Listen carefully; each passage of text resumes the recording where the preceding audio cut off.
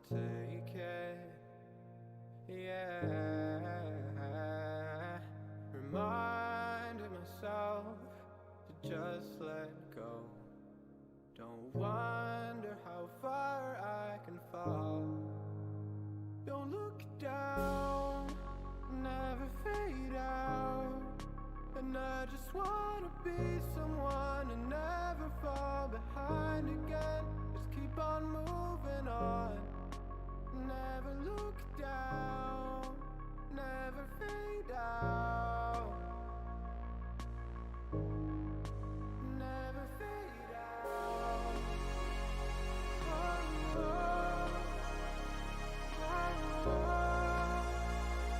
oh,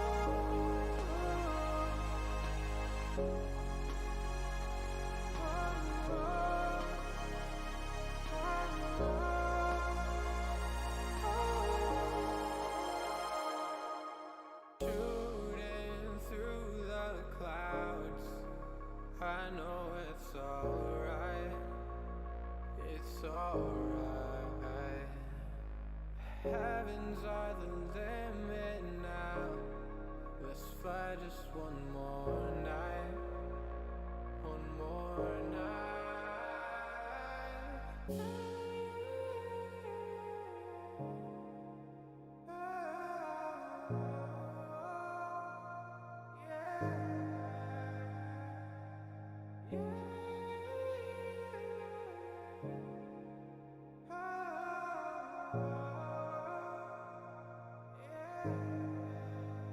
Don't look down, never fade out. And I just wanna be someone and never fall behind again. Just keep on moving on. Never look down, never fade out. Never fade out.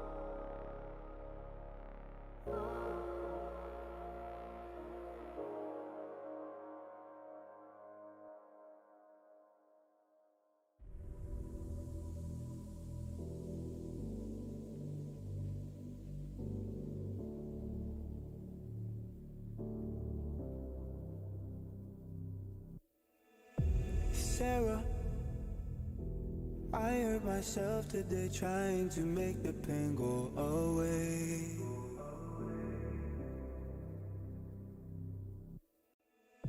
Sarah, I want to fade away, be with the stars in outer space.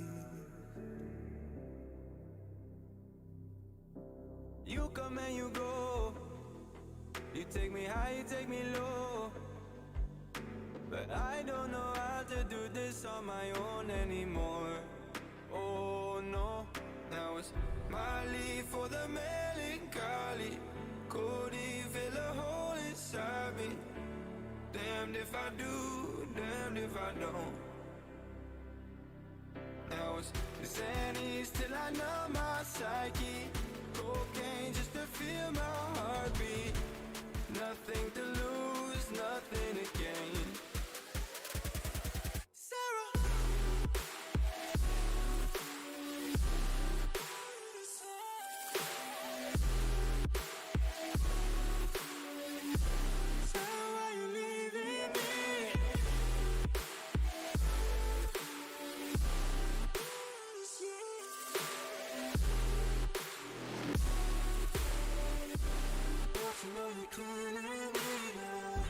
Sarah, I lost myself today trying to find ways to make you stay.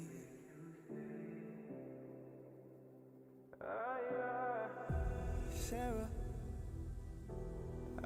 want to go away, close my eyes, never wake up again. You come and you go, you take me high, you take me low, but I don't know how to do this on my own anymore. Oh no, now it's Molly for the melancholy. Cody, fill a hole inside me. Damned if I do, damned if I don't. Now it's Xannies till I know my psyche. Cocaine just to feel my heartbeat. Nothing to lose, nothing to gain. Sarah.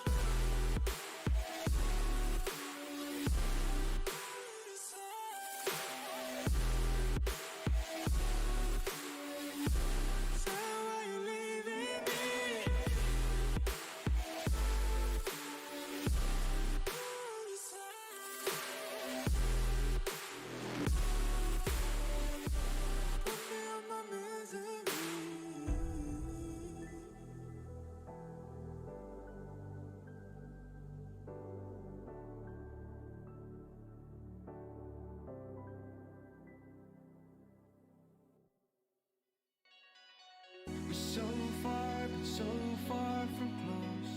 It's so hard to find my destiny.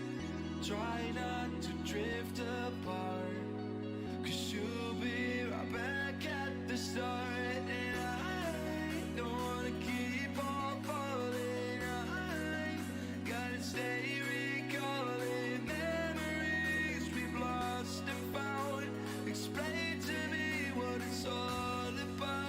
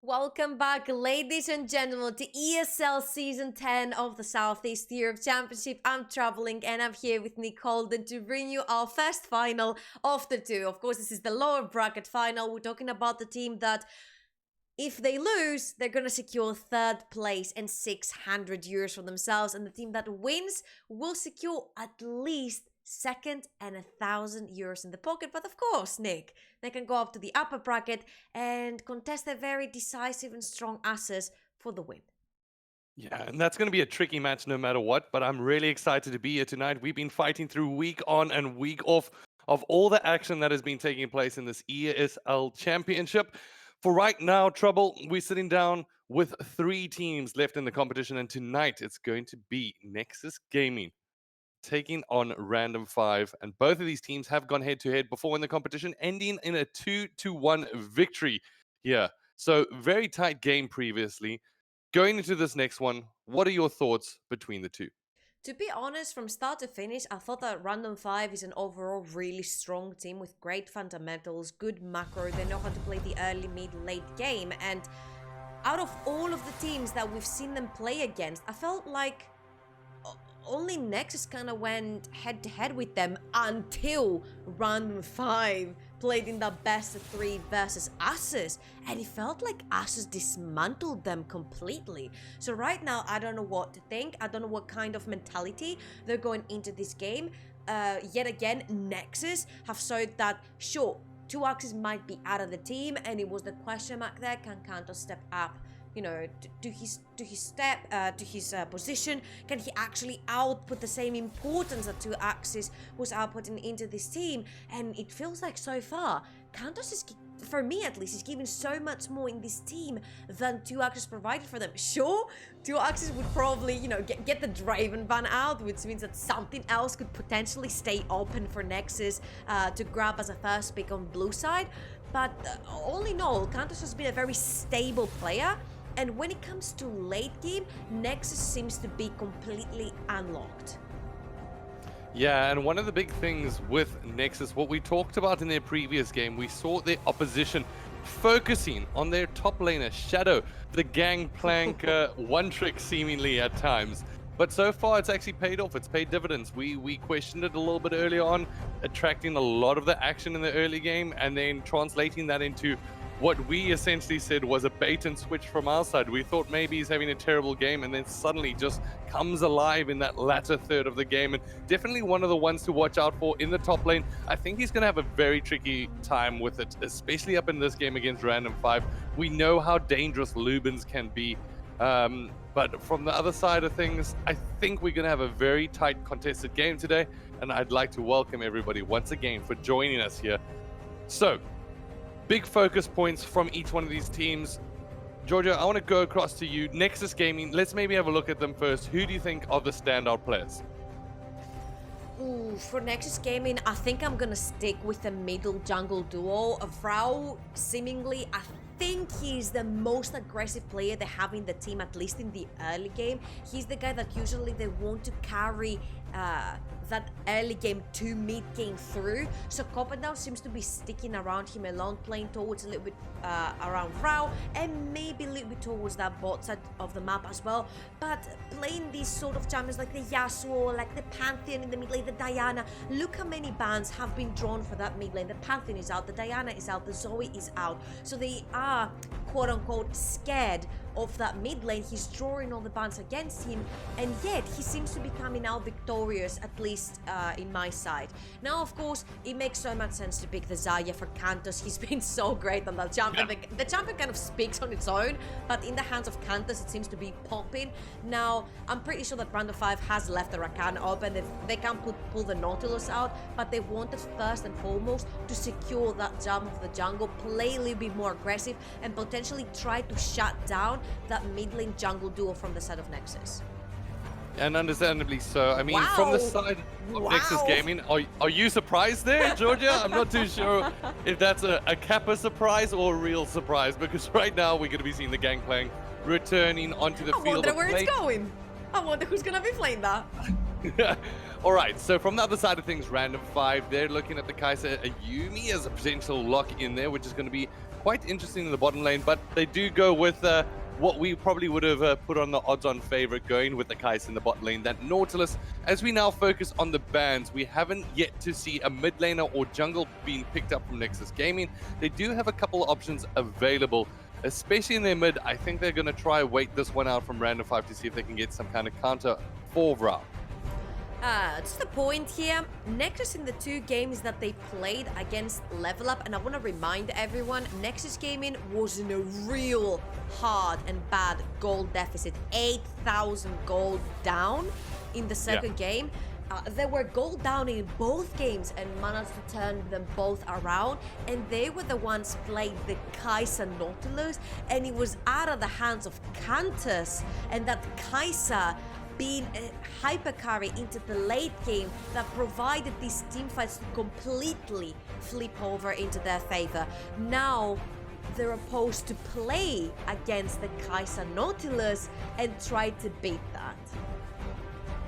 All right, and that's going to be an interesting matchup. Ooh, it does look like they're hovering over the Ashe. I can't see this being picked up, as they still do have a couple of options left open to them. They've got their top laner as well as mid lane to go into select. It's all about that counter pick, and this is where they might want to go with the flex option. They know the potential of Vrau to be able to counter, so now saying, you know what, we can push our Cho'Gath in towards mid or the top lane.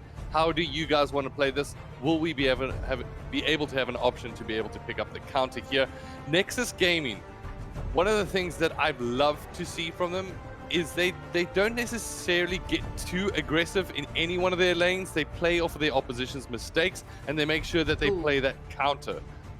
Does look like the LeBlanc is going to be locked in, and Georgia, I can hear it from you. You're saying ooh, because that is a big play in the hands of Frau, should he get the support he needs from the jungle. I mean, let's be honest, it's an assassin in the hands of Rao. He likes this sort of types of plays. He is either gonna play on the heavy AD assassin fighters in the mid lane, such as we talked about the Yasuo or the Pantheon, sometimes the Aatrox or the Renekton, or he's gonna go towards the more assassin-y type of mages, something in the likes of LeBlanc or even the Zoe. So locking that in, I think it's a very safe pick because it's not that easily gankable and punishable by a Jarvan due to the distortion that you have. What I want to focus here though is that looks to me like a random 5 that wants to punish top lane. You've got the flag and drag, you've got the knockup, you've got the silence at the top side of the map. It feels like if Shadow's flash goes down, that orange is not gonna be able to save him from all these types of CC that the top side of the map of Random 5 has to offer. Alright, so this LeBlanc taking on the Syndra, it looks like they're both going to be running with Ignite, and we both know that both of these champions can be bullies in their lane.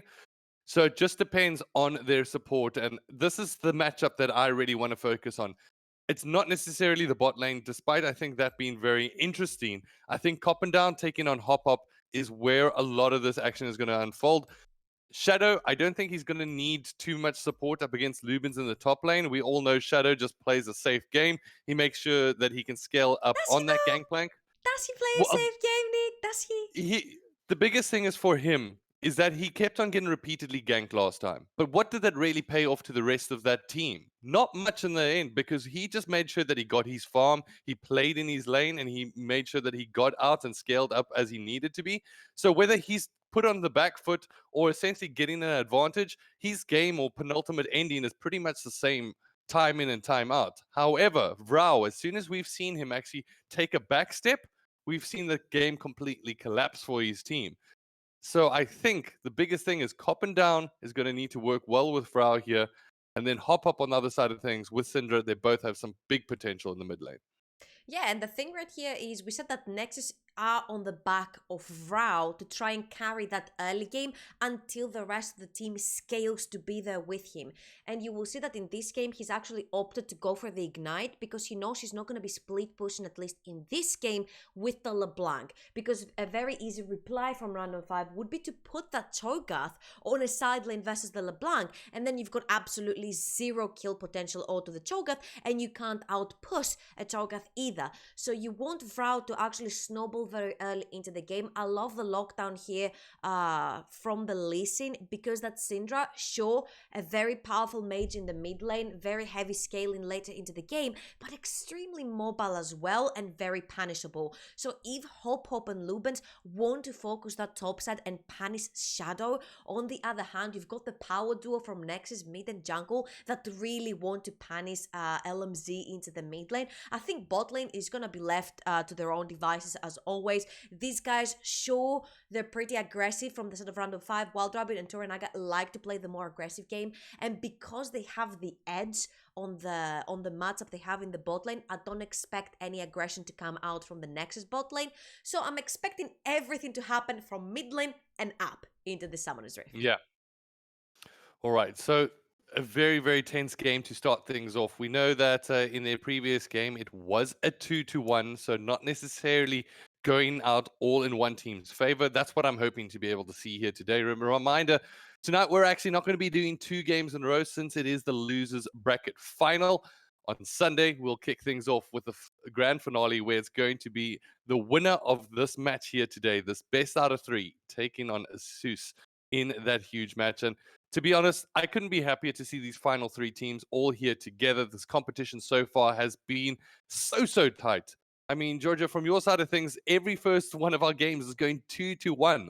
With any team being able to take it, I'm almost sad that to see LevelUp Gaming essentially knocked out earlier in the tournament. They've been one of the underdogs that I thought had so much potential, but Nexus Gaming really stepped up from their side of things. And as we go into this game, the big question is, Nexus Gaming, they've gotten their first draft. We've got Gangplank, Lee Sin, LeBlanc. And we've got the Lovers duo in the bottom lane. On the opposite side, Random5. They've gone with the Cho, the J4, the Syndra, the Kai'Sa, and the Nautilus. Georgia, from your side, are you favoring any one of these team comps in Oh, any I way? knew you were gonna counter that. You were gonna be like, Georgia, prediction, throw it at me. We've seen these two teams play again. Obviously, it was Random5 that knocked Nexus down to the lower bracket on the second stage, actually, of the upper bracket. So I'm just gonna go with Random5, at least on the first game. I think they're gonna manage to push Shadow so far behind that it's gonna be not doable for the Gangplank to come back into this game. This is exactly how they managed to knock out Nexus in the previous best of 3 that these two teams played. I think they've got the tools to punish into the early game. Once you get the LeBlanc behind, once you get the Gangplank behind, then you can actually start forcing these mid-game fights where Kai'Sa at least signs more than the Zarya in an even matchup where both have the same amount of gold. And if you think about that these two teams are not going to be fighting much towards the bot side, I'm going to give the edge towards Random5. I think there's a lot more possibility for the Cho'Gath to stay alive in lane versus Copendown's ganks than Shadow to stay alive in lane. And that has nothing to do against the player. I'm going to talk only by the performance and what I've seen from both of these teams so far. All right. For now, I'm going to lean on the other side of things because I can. I'm going to go with Copendown and Nexus Gaming on the side, particularly Copendown. I want to see him pull off something in the early game here to be able to set his team in a good position, because I've seen some plays from him that have been absolutely fantastic. I'm hoping he can live up to it in this one, just because I want to see this game go the distance to that full 2-1 to the end. So you'll be leaning on the side of Random5 with your prediction. I'm going to go with Nexus. I think that they've done a lot of work in the losers bracket, refining their game. Let's see if that's going to play off as we cross to Summoner's Rift, ladies and gentlemen. And it doesn't look like we're going to start things off with any invades or any aggressive play.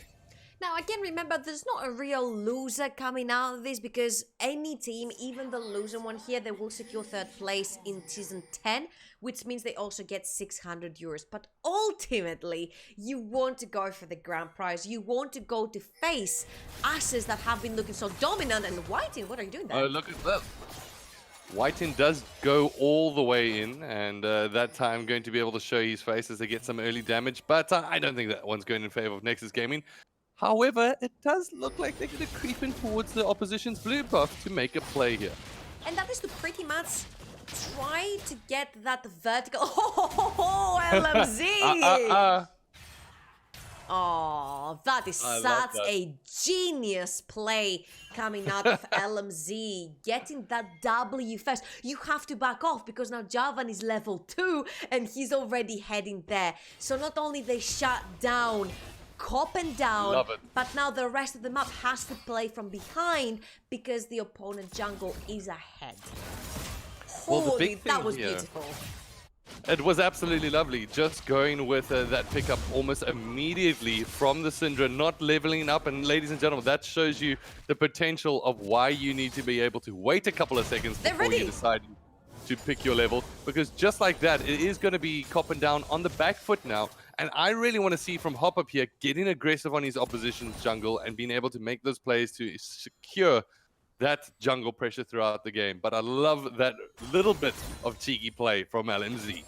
Had he wanted to, at this point, he could have gone for the triple buff. So go from his red to Lee Sin's blue and then return to his blue, because if you noticed, Copendown started fading back knowing that Hop Hop is coming his way with his red buff and the level 2. So he had already retreated, that's distortion gone, and that's Hop Hop in the mid. Hop Hop is in the mid. Vrow's going to need to work his way forward. Doesn't spend the flashes. The clone will be able to come out. The shield just in time for support, but he will be able to trade this one out as he picks up both buffs. Now takes a fight to LMZ. Copendown is right back in this one. However, Scatter the Week's going to come in. He flashes over, but the ignite ticks and Copendown goes down. It is a 2-for-1 in favor of Random5. I'm gonna say a little bit of a misclick right there from LMZ on the flash. Not sure what he tried to flash right there, but all in all, that is 2 kills going into crucial members. Buff transfer complete, thank you very much, will the Syndra say. Double buff for the mid lane of Random5, and this is something that's going to prove very valuable for them, because you can actually start pressuring the LeBlanc further back into her lane. You're not allowing the roams to happen, you're not allowing the fog of war to happen. We've talked about the assassins and their pressure on the map, even when they're nowhere for pressure to be built up. So the second an assassin walks into fog of war, the other lanes have to respect the possibility that that assassin is going to be ganking the respective lane. So the second the LeBlanc disappears, the whole of Random5 have to be pulled back. If that LeBlanc is underfed, then you don't really care to pull back. You just call for resources and try to counter gank that LeBlanc that's actually not very strong yet. Alright, so in the mid lane, LMZ's currently got double buffs. That's going to make Vral's life a little bit tougher. On the top side of things, Shadow just going to be dancing between those barrels and Cho'Gath, which has just so much sustain with that grass available. That, including his passive, means that every single minion that he gets to take down will add some HP back into his life bar. It really does make laning up against a bit of a monster like Cho so tricky at times. Just knowing that no matter what damage you're going to be able to do, should he have a wave nearby, he can heal right back up.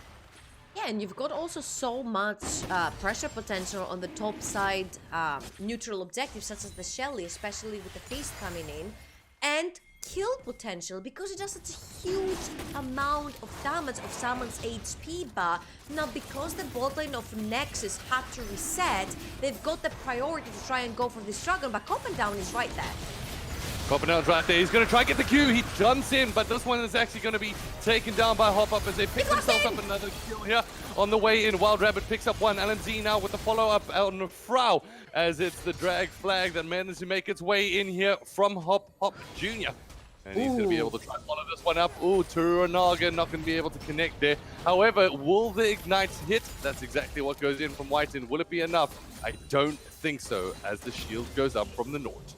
And this is the patience and the clever plays that make me believe that Random5 is the superior team overall in this best of 3. You saw a Countess that literally has a longsword flashing into that dragon pit after Copendown had died into a 2v4 with the Zarya that's obviously under level, does not have a level 6, no summoners available other than the flash that had to be expended to get into the pit, and obviously you weren't gonna get something in return, and even if you did, you would die anyway. So the amount of CS, gold and experience that you would get from the wave you just lost would have been superior than diving into the pit like Kantos did and trying to get a kill in return.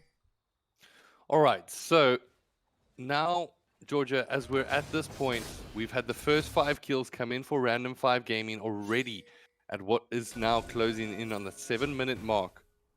Kills on their side, they've got Copendown with 1. What do they do to ensure their way to get back into this? They've also lost an Infernal Drake, bear in mind. I think you're gonna have to play around Frau, there's no other way. Although Copendown is moving towards the top side right now, Lubens will have his feast available in a couple of seconds. He's already stacked it up once. You have to play around this LeBlanc. You have to make her a big threat for Random5's side lanes. So the second she disappears from the map, you have to respect and pull back, which can give you some more neutral objectives in return, or at least cause some jungle pressure. So Copendown and Vrau need to go as two. The level 6s will have to hit first, so Whiten can potentially get a really good engage. The cannon barrage from Shadow following up, and the kills need to be coming through, but Feast has already been used by Lubin, so there's no kill potential. However, in the mid lane, it is going to be the shutdown coming in here on LMZ, as it's going to be Frau that picks up one. The Cataclysm does land here on Copendown, but he gets out with a slither of life. In the bottom lane, it does look like we've got a decent exchange taking place, but this one seemingly going on top of Nexus Gaming as they come out positive, and exactly what you recommended, the doctor gave it to Frau. Yeah. One Lee Sin kick a day, takes the doctor away, Vrau grabs a kill for himself, and that's exactly the tactic. LMZ might be playing on a very powerful mage, but super immobile. They had timed it so well that LMZ's flash was actually down. The Q connects from Lee Sin. Vrau, of course, follows up, level 6, huge burst with that ultimate. takes down LMZ. Keep on doing that until the LeBlanc is strong enough to follow you into the jungle and try and threaten the other solo lane. So this is pretty much the recipe for success until Kantos and Shadow have farmed themselves to that late game power spike state, which is nowhere near there yet. Yeah, I want to keep an eye now on Hop Up. Thanks to him being able to secure that blue buff earlier, right in the beginning of the game, it's put Copendown in a position where he has to be able to play for those buffs first and foremost.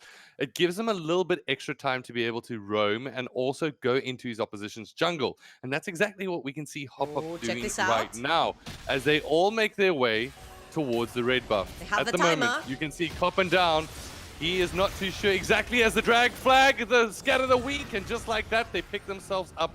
And this is Random5 taking advantage of certain timings on the map that has been installed from the very beginning of that gone wrong invade from the Nexus gaming team. Yeah, they had the timer but there of the red buff, but I think it should have been a little bit obvious for Copendown as well. You just saw Syndra leaving the mid lane and heading towards the bot side. Your bot lane had just reset. Oh, it does look like a death charge is going to be landed here on Kantos, who gets knocked down. The charms and knock up from Whiten get used as an escape route. I think Zaya is still level 5. There was no ultimate there from Kantos to defend himself. That was an insane engage coming in from Toranaga, and they're putting that Kai'Sa Nautilus into great use. Remember what we said. Nexus gaming beat LevelUp on a clean 2-0, playing Kai'Sa Nautilus in the bot lane. Only both games. Let's see Copendown and Shadow. Copendown in the top lane. All he's going to try to do is a ward jump across. We'll queue back to minions to tax essentially Shadow there, saying, you know what, I spent some time here, might as well get some money out of it. However, on the bot side of things, we're going to be seeing another Drake being picked up here from Random5.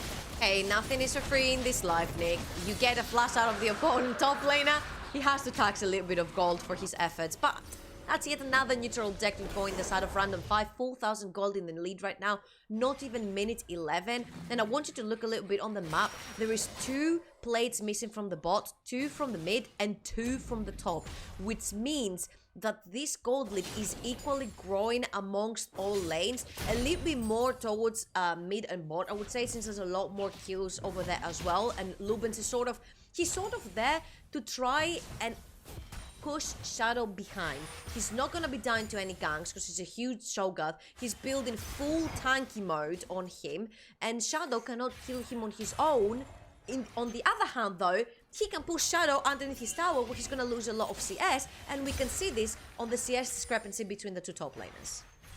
Absolutely. I mean, it's not necessarily the biggest discrepancy, but these kind of things start chunking up when you take into consideration those plates as well. Copendown is now going to be making a rotation here towards the bottom lane, which should free up Hop to make a play onto Shelly, which is absolutely fantastic. Remember, before that 14-minute mark means that the plates are still available for play here. However, the root will be able to connect here. It's going to be a ward jump across. The kick will land, and just like that, it is a kill that goes very importantly over the Kantos here. In the top side, however, it does look like Shelly is going to be heading towards a lane very soon.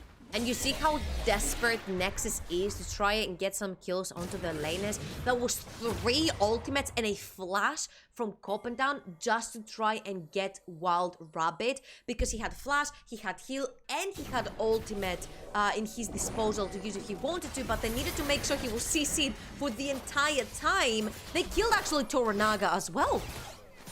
Oh wow, absolutely fantastic from this bot lane here, being able to pick up another kill along with Copendown in support. However, on the top side of things, they get themselves 3 plates shared between LMZ and Hop. Now, the next objective on the board will be a Mountain Drake that is only going to spawn in around about 2 minutes and 45 seconds. So now it's all about how do we build some support from the bases that we have built so far for our team. And right now, it does look like Brow is sitting pretty with his Ignite and Flash ready to go. That should be a good call out for Copendown to start making some plays.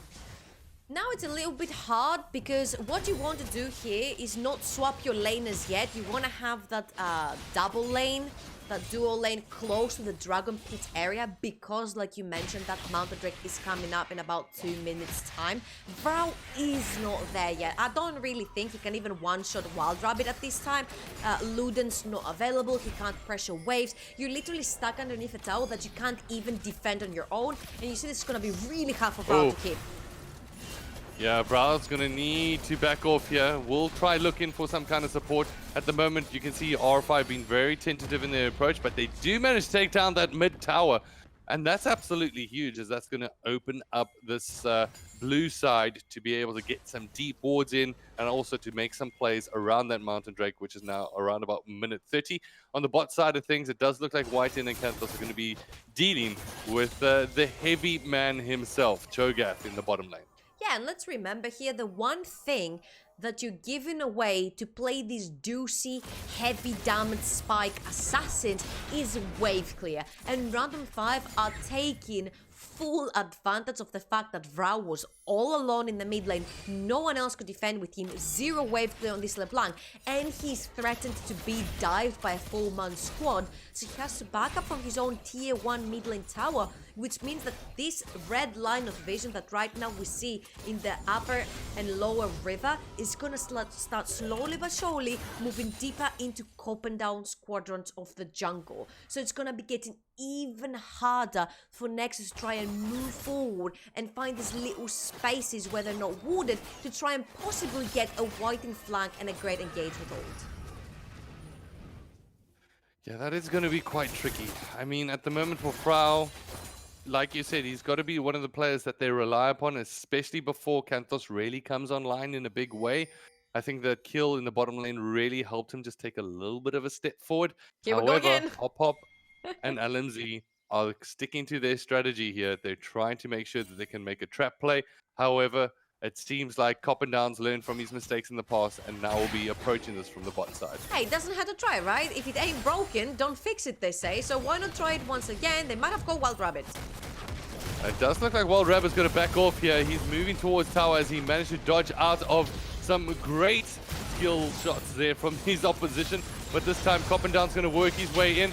He's going to try filter forward, but guess what? He gets mooked or met from the hook from Toranaga. On the mid side, however, it's Kanthos picking himself up one, as it's a 2-for-1 exchange, but you might say it's 2-for-1 with a Mountain Drake in the mix too. Yeah, really not worth it right there. And I don't know what LMZ was trying to do.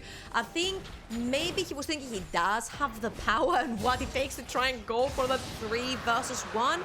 But it's just so hard to try and kill Zaya and focus her when the Featherstorm is up and available for her. Can't just use it in time, manages to stay alive, and then there's so much CC and burst between Whiting and Vrau that they managed to shut LMZ down, and yet another one. There we go. That's exactly what this Nexus Gaming team need. They need to be able to pick up these kills. And as White Rabbit falls down, I'm not too sure. Do they actually have any kind of shutdown gold on them there? Yeah. Sitting 4-2, I wouldn't be too surprised. As that's good for Vrau. At the moment, sitting 2-2-2.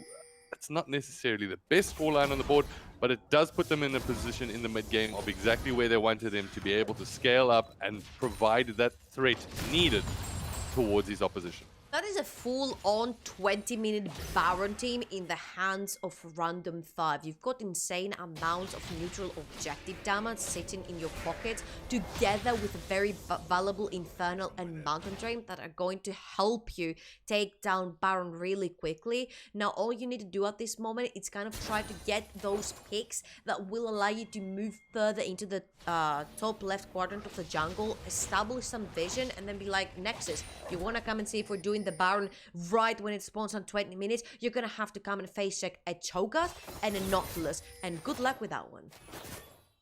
Yeah, and that becomes a little bit sometimes of an unwanted advantage from Random5. I know making those plays towards Baron and Infernal, who knows, with those in their back pocket, they might go, you know what, we can play this a little bit earlier than we would have and try catch our opposition by surprise. But at the same time, will that force their hand to make the big mistakes that we've seen them actually make in the past? And Nexus Gaming, if anything, like you mentioned a bit early on, they are so good of capitalizing against your mistakes, of making those plays when you make the missed calls and being able to counterattack on those opportunities. So from Random 5 side of things, I want to see them keep scaling up here with these opportunities and not necessarily forcing objectives. Use your advantages. You've got a good scaling team as well. You don't need to force these plays. However, it looks like Nexus Gaming are forcing a play here right now on the blue side of the jungle as they get a knock up of 2, as it is going to be Hop Up that jumps up over the wall and now will try work his way towards LMDZ. The scatter of the week's going to be able to land his way in. Vrao jumps to the wall to give a couple of shots of damage. However, on the bottom side of things, Shadow is dancing with Lubins, and now the follow-up's going to be able to come through, as it is going to be Wild Rabbit that joins the fight, hunting down Coppin down at the moment, who will be able to land a Q and a minion to be able to get out. The flash makes it his way forward. Has he taken a step too far? As it is going to be LMZs that takes down Whiten. The scatter of the week from full distance as Wild Rabbit cleans it up. That was clean coming out of Random 5 on the second part of the fight. On the first part, Toranaga was like, I got him, guys, and I got Vrao. Well, that is still a very powerful LeBlanc. Once he's hitting onto your backline, they managed to lock down Toranaga and kill him right on time. What they didn't account for from the set of Nexus is that Wild Rabbit is really close and available to press his ult and join the fight whenever he's needed, and that's what happened. This is a very powerful Kai'Sa, sitting on 2.5 items right now, so you need to respect the possibility that he's going to be flying in. Now, I would probably compare Random 5 and Nexus by saying that Nexus is a Random 5. It's just that I feel like Random 5 a little bit more superior in macro, rotation, and early game. I could potentially in team fights have them 50-50 towards the late game, but this is why I will always be giving that edge to Random 5, at least for the early and mid-game stages of the game. Alright, talking about mid-stage Just of the checking. game, Vrao jumps over the wall, says, just seeing if checking, you guys are doing anything fun on that side. As now it does look like the back is going to come in from Shadow. The Baron has been started here and it's seemingly caught the Shadow has opposition to be. completely unaware. Look how it is melting as Vrao now takes a step forward. He's going to be met by an attack there. Depth charge gets landed from the Nautilus as LMZ managed to get in a scatter of the week, but follows up with the ball charge. And just like that, it is going to be this Random 5 gaming team that clean up. And at the moment, Shadow gets knocked back. He will be able to bite on an orange there to be able to get out of that stun for a second. As now the full-on empowered minions are going to be able to make their way through, thanks to that Baron buff that got picked up very, very quickly there from Random 5. Oh, and that is so brutal to watch. That's a 9,000 gold lead, minute 21 in the game. Really hard gap to close. Sure, you still have the late game, but are you gonna be able to stall the game that much to get there? I mean, the team from Random 5 is already one-shotting every single one of your members. You've got absolutely no power inside your own jungle. In reality, you can't even walk inside your own jungle because you could potentially end up in a death, and Shadow might be in a lot of trouble here. Yeah, Shadow's currently finding himself hunted down by Toranaga, who forces, I believe, the flash out from Shadow, who now will return to his familiar position of being under tower with his barrels to try farm up once again. But at the moment, all advantages pressed into Random 5 Gaming, who, like we saw there, Blister, they break down towers and they break the backs of Barons very, very quickly, thanks to that double Mountain Drake now. There is one saving grace, and it is the second item completion for the 3 key members of the side of Nexus. That Sterax almost available for Shadow, Death Cap almost there for Vrao, and Infinity Edge just completed for Counters down bot. These are 3 very key items that, when completed, could mean the difference in the fight. Vrao can now one-shot LMZ when his Death Cap is completed. He can one-shot Wild Rabbit. He can even try and cause a lot of damage onto Hop and Toranaga. And with all this damage, consistent damage increase that will be coming out of Counters, plus the survivability added to the kit of Shadow, could potentially keep the teamfight alive enough and long enough for Counters to put in that damage that they need to turn it around. They're going to need a perfect team fight opportunity, but right now it is Random 5 piling in pressure towards the top side. The charm, the stun, not going to be able to connect. So that gets completely wasted here from Whiten, who misses out on a potential opportunity to go in for the engage. But the root's going to be able to connect, and LMZ says, you know what? Just how about you guys just chill for game number 2, because I've got this. At the moment on the bottom side, it does look like they're going to also pick up a kill. That's going to go in the back pocket of Wild Rapids. And it looks like we got some more action there as Vrao picks himself up another big kill there. We'll be able to get 400, but it does look like the big old Nexus Towers. Yeah, Nexus Towers, we'll take those while you guys try to take any kind of extra kills that will give you along the way. Right now, Vrao is going to be facing down the depth charge there from the Nautilus as they turn their way towards the Nexus here to try clean this one up, as it's going to be a stun that connects this way on Whiten. Vrao will try get the shutdown. It's not going to matter because guess what? Game number 1 goes in favor of Random5. Wow, okay, so I think I'll go with my prediction again. I think Random5 were pretty clean on what their plan was, and that early game worked wonders. It completely shut down Copendown, who had a plan on playing and literally cutting vertically the map of Summoner's Rift. He wanted to go from his from the enemy's blue buff to his red buff and try to dominate the bot side, keep Kantas and Whiten alive and clean in that bot lane until they were in a state to start fighting for that mid to late game and try playing around Vrao while leaving Shadow in his own device up top. We're gonna move on to game number 2 though in just a little bit. Stay tuned.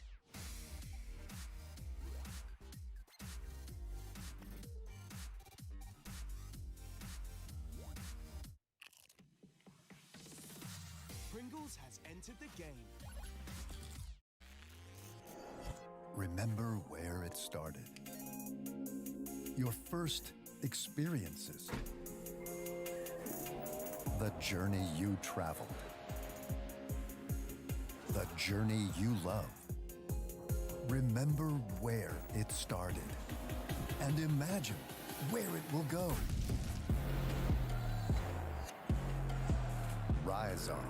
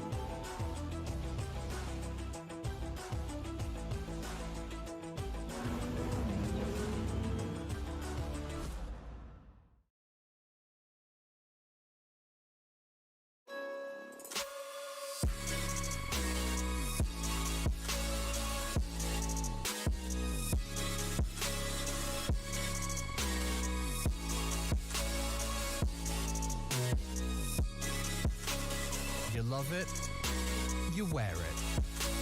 What's your style? Get your merch at shop.eslgaming.com.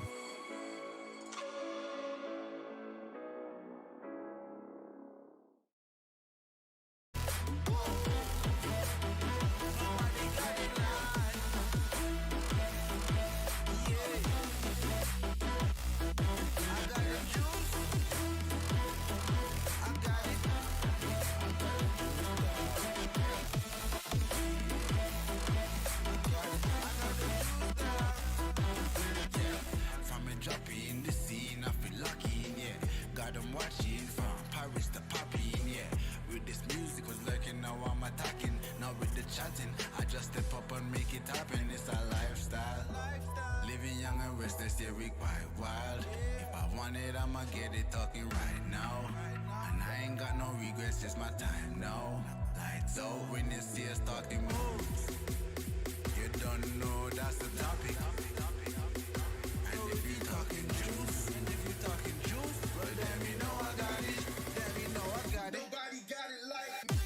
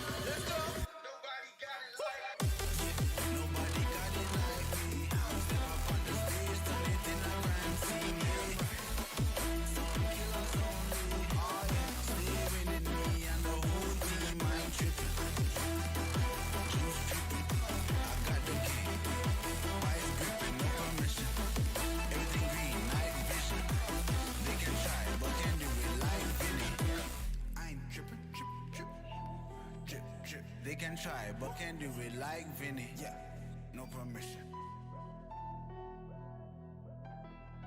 I got it.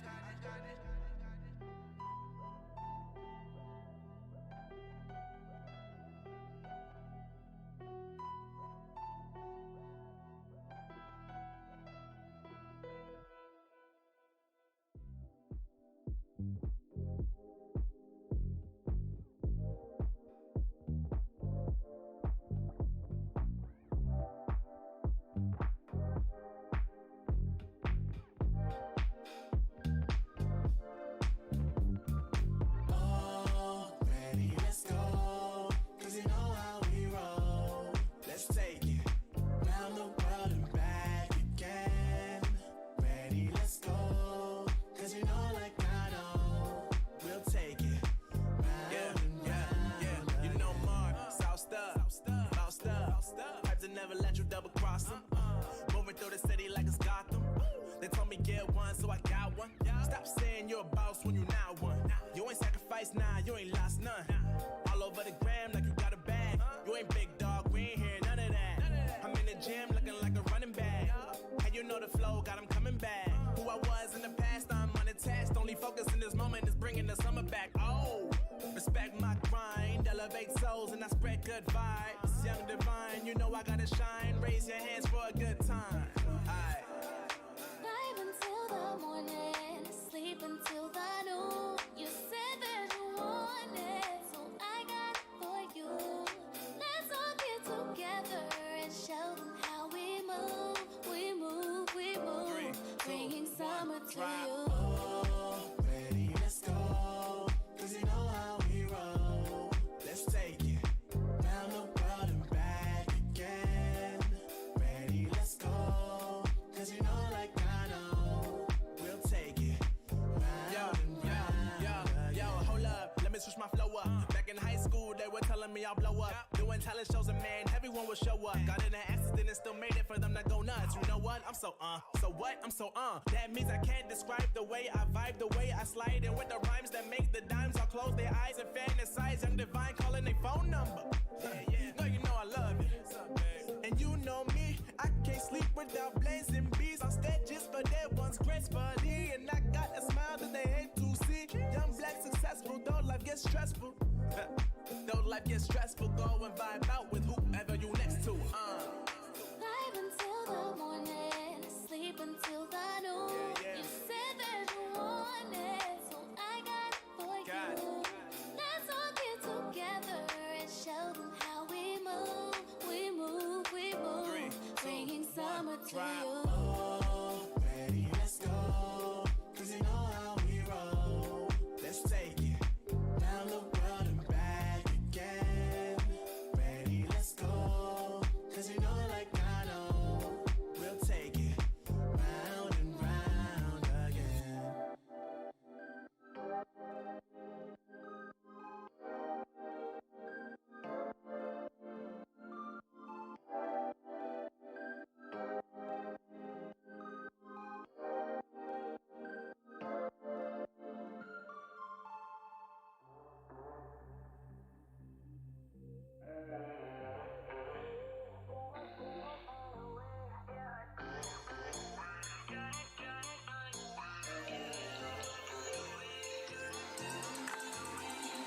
Said I'd find a way to turn my heart into something gold. Knew I sold my soul to the devil long ago. I rode it all along on your wave right before it broke. Time was thrown down the well, so I let you go. What I do right now. What I do right now for you, for you.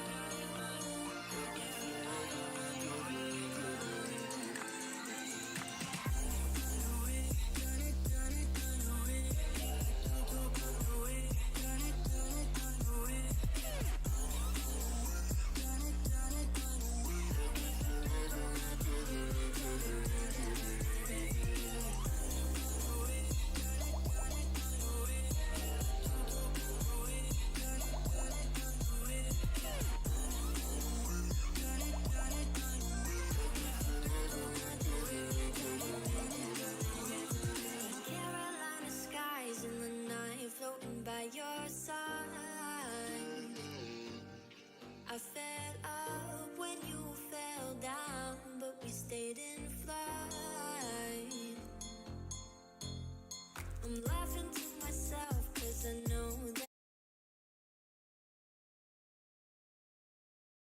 Welcome back, ladies and gentlemen, to ESL Season 10 of the Southeast Europe Championship. I'm Troubling, here of course with who else? Nick Holden, to give you the pleasure of seeing game number 2 between Nexus Gaming and Random5. And surprise, surprise, we're already into picks and bans, Nick.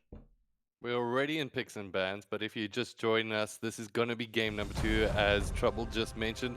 1-0 in favor of Random5 game. But Trouble, dare I ask, and dare I say this as a pun, what was the trouble there for Nexus Gaming in game number 1? Ooh. I think we talked about it a little bit in the break as well. I think they were not expecting LMZ to come back to that blue buff and W take that golem, that blue buff, out of the pit, throw it back into mid lane and reset it. LMZ was already in lane, so you would have thought he had probably already taken Q. Cool, he could come towards blue buff, he can poke us out, but he can't smite or take the blue buff away. Well, surprise, surprise, he hadn't actually leveled up any of his abilities, and ladies and gentlemen, that's probably the difference between our solo queue and these guys playing right here. Very clever. They actually found out Copendown. Whiting got a really cheeky ward into the jungle, trying to enter, got punished for it, and then Toranaga is like, wait a minute, for them to be coming to us, something must be happening in our jungle. So I think that was genius. It kind of shut down Copendown into the early game where you need to be hitting towards LMZ, and that's Syndra. Get Vrao ahead onto his LeBlanc and then go from there. Now this didn't snowball. Your two side lanes are a bit more of a mid-game to late-game champions with the likes of Gangplank and the Zaya. A few very questionable decisions where people were getting caught right, left and center where they shouldn't be. Kantos flashing into the pit. So I think Nexus should completely reset from the first game, like it never happened. Go back to playing the correct macro, waiting for the correct timing, play the standard game that we've known them to play and has gotten them this far. All right, now time to transition. Can I ask the question to the League of Legends gods themselves? Please, oh please, can we not have Shadow on Gangplank again? And please, will my gods answer this question to me right now, because it potentially got picked up there by Random5, but not just yet. To be honest, I like to be able to see Shadow on the Fiora this time around. I mean, he had a relative success with it in one of the earlier games. Nexus Gaming taking on Random5 before anybody had lost out on a match just yet in the tournament. Let's see what is going to get picked up, but for right now, both ADCs get locked in. We've got Zaya and Kai'Sa. Pretty much the most common reverted to ADCs throughout the Southeast European Championship. Can I say something that will shock you? Yeah. I actually don't mind Shadow on Gangplank. It's the most blind pickable champion in the top lane right now, and especially since you're always leaving him in his own devices, you don't really care to provide any resources for him. He might as well be on a champion that doesn't die into the early game and scales into a monster in the late game.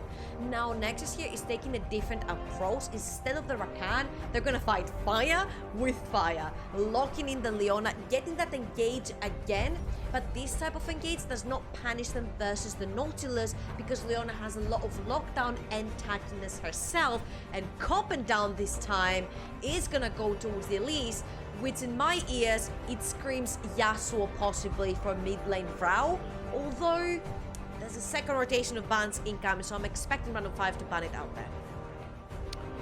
And it looks like Random5, they're trying to make the decision for hop-up. Are they going to go with the Olaf or are they going to go with the Lee Sin? Guess what? They go for neither. They go for the Jarvan this time around. So as we go into the banning phase, neither the top laner or mid laner from either one of these sections has been called in just yet. So we'll have to wait and more than likely predict out a couple of those bans. Should we see Syndra being knocked out, LeBlanc potentially, and we've still got Yasuo on the board. So as you mentioned, that is one to be able to come up, as it does get removed from play at the moment. So far, we actually haven't seen too many Z players coming out in towards the mid lane, not necessarily being the #1 pick so far. I think we saw one game, was that in the side of Asus, I believe, where they actually went with Z. That was really Diablo on the Z. Well, that was Diablo, absolutely. And he did some miraculous things, getting out alive when clearly he shouldn't have. But my prayers have been answered here, Georgia. I don't think No that's gangplank. necessarily good for Nexus because that's something that Shadow is very comfortable falling back into. That gangplank is kind of his safe place. He's like, fine, beat me down, I'll come back up again into the late game. Sure, it didn't work in the previous game, but I don't necessarily think the previous game was his fault for being lost. I think it was the rest of the map kind of messing up the rotations of the macro and getting caught into situations they shouldn't have.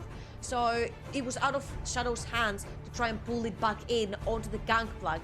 Now, of course, I really want to see what he wants to bring back. You mentioned the Fiora. It's not playable against the Rumble. Rumble definitely has the advantage against it. So they're banning the gangplank and asking what else have you got in store to try and come at us.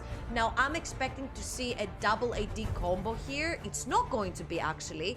I was thinking since the Elise is locked in, potentially a double AD combo in the mid lane and top lane would do the trick. But I think it's going to be Frau yet again onto that Kale. He played it versus LevelUp with a very different composition pretty much. But this one can really benefit them because Leona is a champion that when she goes in, she very rarely gets back out alive, and at least the same. She's an all-in champion. So I really like the approach here. The problem is that you're gonna have to play towards Shadow if you're copping down. And this time, Nick, Shadow's gonna have to show what he's got in his pocket to try and carry the team himself. Absolutely, and I think that's great, to be honest. Shadow, in too many games so far, has had to sit pretty much on the sidelines, waited out whether he's getting kills, whether he's getting ganks, and just join the team fight at a later stage. Go for that split push option. Now, on Aatrox, a little bit of a different story. He now has a little bit more playmaking ability. Taking a look at his team, however, they've gone with a composition where it's going to be tricky to lock them down. Elise has the repel. Vrau's going to be able to bring out that ultimate. Aatrox even has the dash from his side. Zaya can get out. So that Cataclysm, as well as essentially the Rumble ultimate, that equalizer that gets thrown down, they're going to have routes to be able to get out of that fire. But that is a lot of damage and a lot of burst potential coming in from Random5, so they got to play towards that. Whereas on the other side of things, Nexus Gaming, they can sustain a little bit longer in these team fights and make sure that they don't get popped should they all be together.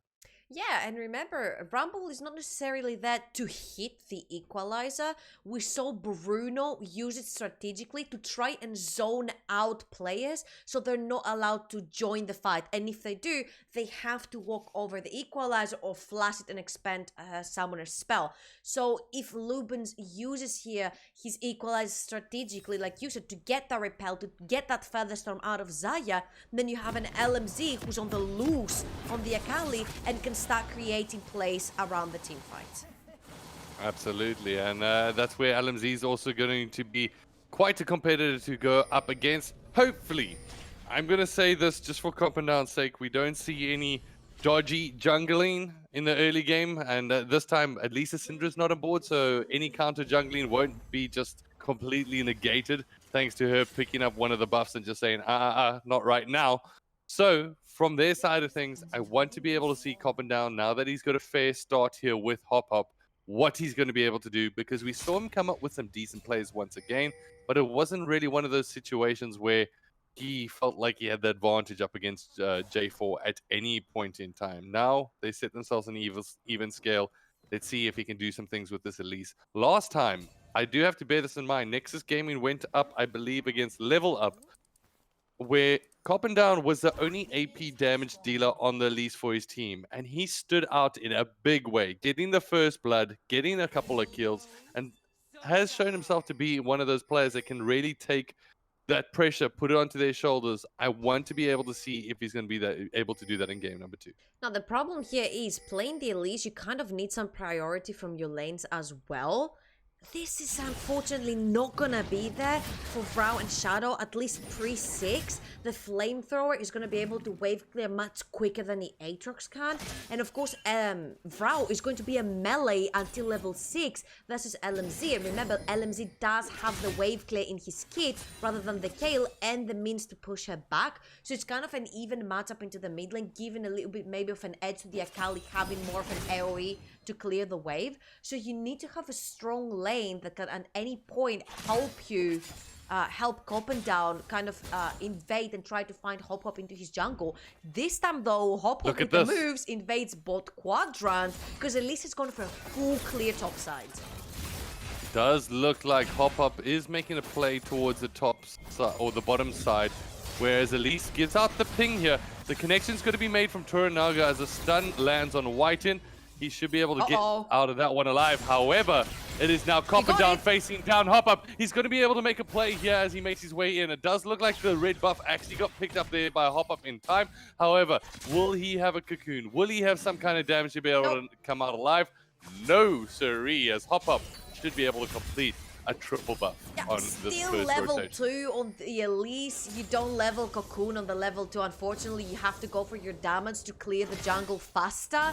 And Hop Hop, yet again, is punishing. I thought Hop Hop was going to make this move in the previous game to go for the triple buff, but he knows better now. It feels like Random5 are so studied at shutting down Down and Vrow duo, and they're doing it yet again. You told me yourself in the break in the previous, they shut down Down so hard into the early game that they couldn't find any place to try and get Vrow ahead. Now Vrow is playing on a very late game scaling champion. Yeah, sure, maybe you have some potential in the bot lane, but it's all the way pushed in, so you can't really dive them at this stage, and you have to rely on Shadow, who's really been a little bit shaky. Down's clearly trying to make a play happen here right now. It doesn't look like he's going to have the opportunity to do exactly that. As if you look above them, it is Hop Up making plays towards the Scuttle Crab.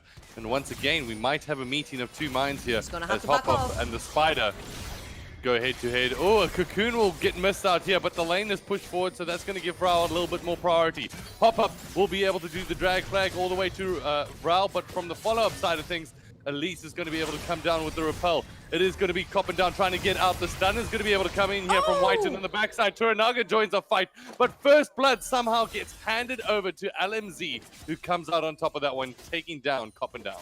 Oh, a little bit greedy by LMZ there. He manages to get Hop Hop out alive from a very sticky situation, and then he stays because he really wants that kill. And you know what? If you're playing that assassin, I will have to sit there and agree, like, yes, stay, get that kill, because on the other side, it was Whiten cashing in on that kill that went down in the bot lane brush towards the river. So sure, you'd be like, yeah, I got one kill on my assassin, but the enemy team just got a kill on the support, so it's worth it for me. All right, so Hop Up going to go for the second Scuttle now. That's what landed him in hot order previously. However, on the top side of things, Down is there to be able to support. Shadow now will take the missile to ensure that he's obviously to take some damage. However, Hop Up is right behind, and it does look like they're going to try and get the burst damage here. However, there's no support from Vrow, who needed to go all the way back to base, so he couldn't rotate with Down on the early prediction there. But Hop Up clearly has an XP lead on Down, and that is going to play into the 4 as we get to the latter stages. He will also have that level 6, all importantly, much sooner than Elise, which really, it doesn't even matter on too much. And remember, that's an Elise that lost her buffs yet again for a second game in a row. Hop Hop gets away with his. He still has his red buff available, so he can go into another lane, get a gank, start getting these kills, snowballing his early game team.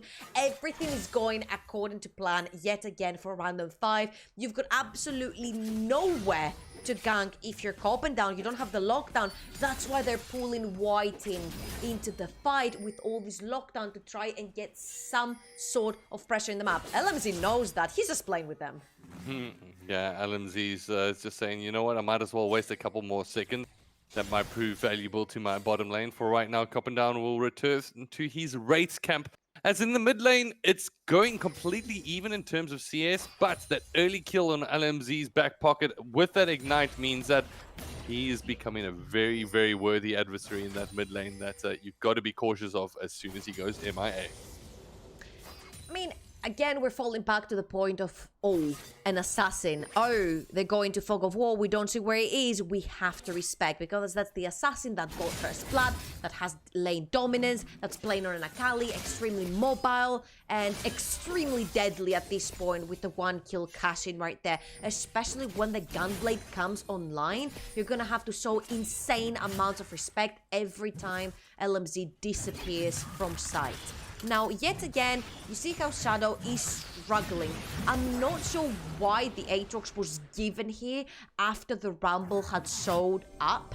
Maybe it was another comfort pick that he felt good enough playing it against the counter pick, but here we have a fight.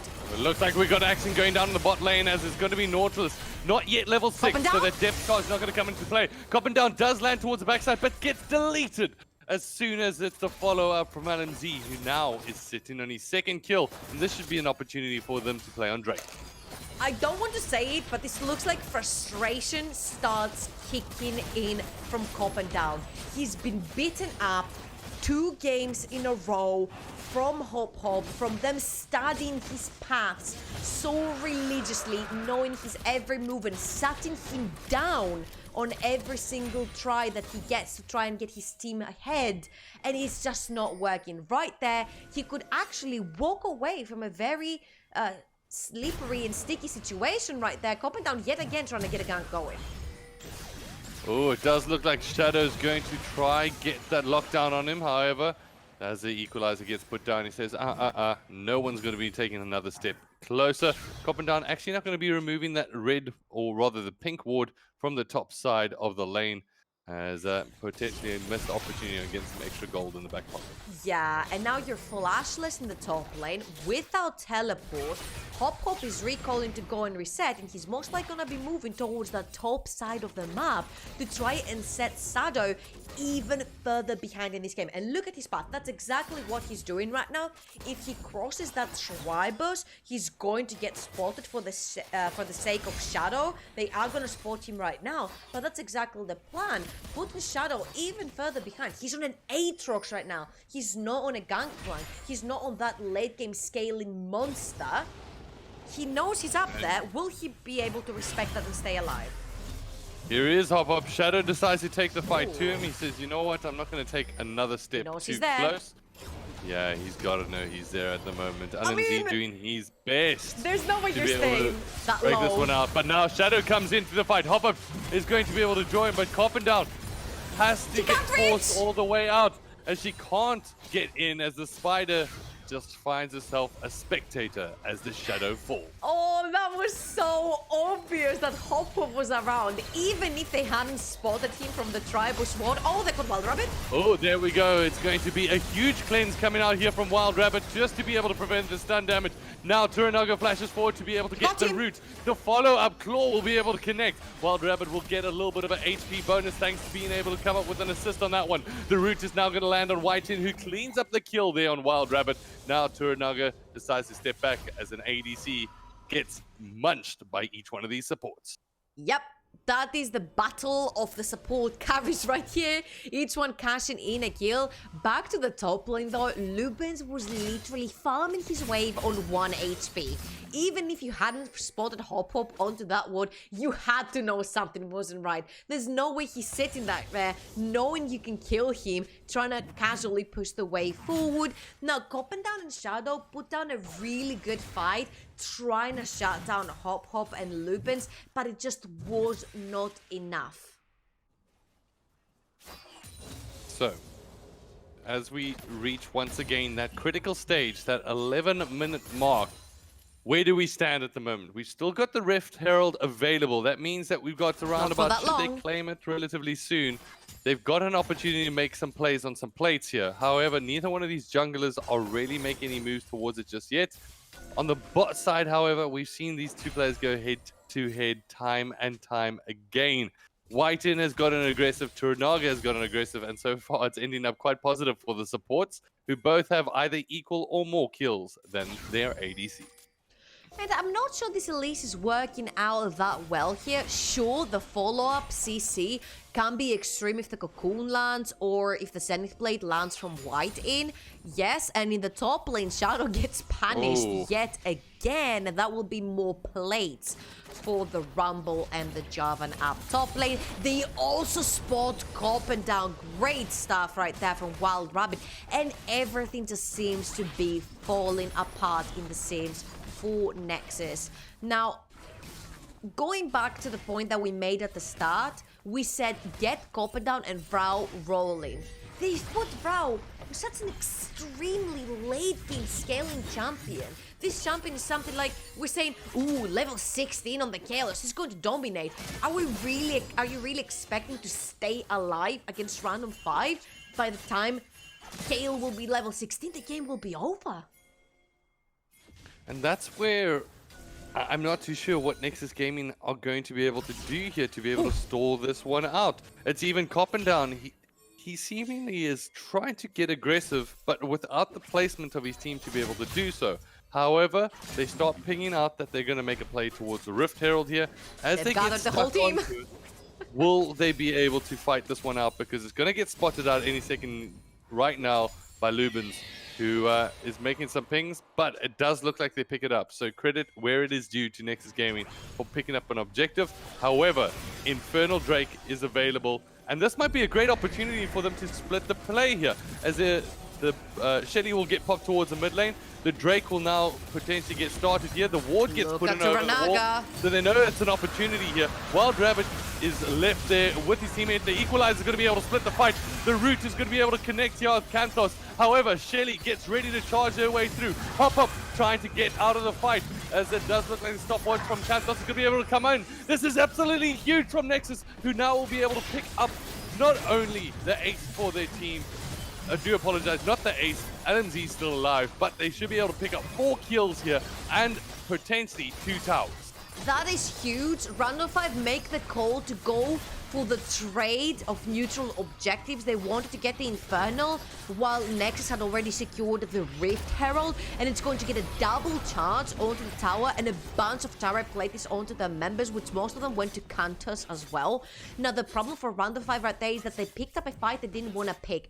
LMZ, their Fed member, was out of the fight instantly because he was caught. The Equalizer not at the perfect positioning, and everyone was split everywhere and picked apart. This is what an Elise wants in the fight. She doesn't want you all bunched up because it's extremely volatile to dying then. But if that one Cocoon lands, then the Zenith Blade will land from Leona, and then the follow-up lockdown and damage will follow up. That's what happened to LMZ right there, and he was actually pushed out of the fight. Now, without your very fed assassin, Nexus was able to do whatever they wanted, and they secured 4 kills from themselves. Crucially, 2 of them on Kantos.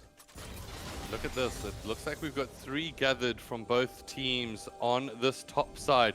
They're not too sure if Hop is in that area. However, Saner Minds prevail, as it is going to be Coppin down that reverts back to the Grom to be able to try pick that one up. On the bot side of things, it does look like Shadow and LMZ have rotated accordingly, as we're at a very interesting moment. Both of these teams are tied up now on gold. We ask ourselves the question is, will Vrau have enough time to scale up? If anything, that previous pay has bought them the time that they've needed. Yep, already level 10, almost at that level 11, which is definitely what you want to start team fighting. And that's something that Random 5 did not want to do, again, without LMZ. So you need to make sure you're picking the correct fights, you're landing the correct equalizers, because you don't have enough chances to do things wrong, especially with the Kale around and her ultimate. Alright, so in the mid lane at the moment, it is going to be White in as well as Turanaga having a little bit of a look at one another, but not really going to be able to go anywhere. If you're on the side of Random 5 Gaming at the moment, their vision control has been fantastic. They still got vision over that bot side of the jungle, which is going to be important playing into around about 2 minutes time when that next Infernal Drake comes up for play. Will they be able to split the fight in the way that they needed? However, they're trying to make some plays towards the top side of the jungle so they can relieve some pressure and force this Nexus Gaming into some late rotations towards that bot side a bit later. And remember, Random5 doesn't necessarily want to group up the fight. They want to try and split Nexus apart, just so Vrao is not there in time to pop the ultimate in. Oh boy! Oh, look at this. It is going to be the follow-through from LNZ. He comes in, but he will take a tower shot for his health. But at the moment, it does look like a lot of that minion wave is going to be pushing in towards Nexus Gaming side. So worth for Random5. However, on the top side of things, it does look like they're going to try chase down Wild Rabbit, but it doesn't look like they've got the legs to catch. I don't necessarily think that is that much worth. Sure, you get another kill on your assassin, but Kantos has showed us way and way again and again how good he is on a fed Xayah. And that mid game is slowly but surely creeping up on us. 17 minutes in, the 20-25 minute mark will hit. That Xayah will have her second item, and then you're gonna have to start being very scared, especially because that Xayah will have a second chance in life, not only with the Feather Storm, but with the Xayah ultimate should she need it. This is why I'm saying it's very important for Random5 here to split the fight with the Equalizer and with the Nautilus and with the Cataclysm, just so LMZ and Wild Rabbit can jump in at the correct time and start executing targets by them being split. Because once Vrao will be able to use his ultimate to save someone from that execution from LMZ, that sort of burst coming out of the Akali will be gone, and then you'll be very volatile to die. And Shadow is making his way towards the top side, and he's got TP in the back pocket. However, this fight is currently in the advantage of Random5, who have the movement control. They've got the Scuttle Crab, and right now it is all about this Infernal Drake. Neither team can afford to give it to their opposition, so we can expect a fight to take place right here, right now, as it is going to get started out and drawn out from Hop Up. As the Drake will get called in, the Equalizer is going to be able to land. It's the follow-up coming in here from Whiten as they delete Lubins off of the map entirely. The Cataclysm is going to be able to lock them down. However, Shadow bringing out the ultimate as he picks himself up a double. The team fight combination is just too strong for this Nexus Gaming team. And it is going to be Nexus rolling out with the win, picking up essentially 2 kills or 3 kills for themselves. They know However, where seeing Hop 2 of their is. teammates down. Hop Up trying to play it sneaky. Will they fight for this one? Shadow locks him down. It is going to be the hop in, but guess what? He gets knocked down as it's a kill that goes over to Kantos. Big plays being made here from Nexus. Hey, wait a minute. I thought we banned Gangplank and picked Rumble so we can completely take Shadow out of the game. Shadow is 3-2-4. He completely dismantled Random5 in this team fight, and he's only gonna be growing stronger from this point on. I thought this was all a strategy to completely take him out, but in the end, it's the exact reverse. Shadow's an absolute machine at the moment, but we'll go head-to-head here up against LMZ. Who will be able to come out on top of this fight? It does look like they're going to trade a couple of blows, but it does end up with both of them respecting one another and peeling away from the fight. And I'll have to give the last fight props to Nexus, and a little bit questionable from Lupins.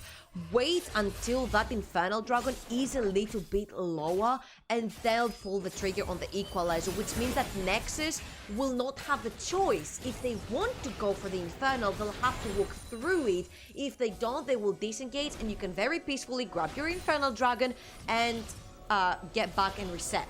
Now, again, I'm not so impressed by Lumens' Rumble again. He needs to start splitting the fight instead of trying to go for these plays where you lock people down, throw the Equalizer on top, and then try to execute with your Kai'Sa and your Akali, because Vrao is there with the ultimate. That is such a big cooldown to keep in mind. You can't go for these executions. You have to split them up.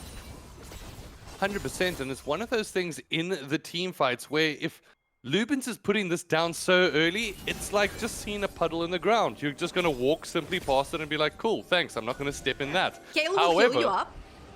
100%. And if you want to be in these team fights and get them started, you've got a great opportunity with Hop Up to be able to do exactly that. Force a flash out, and then force the fight.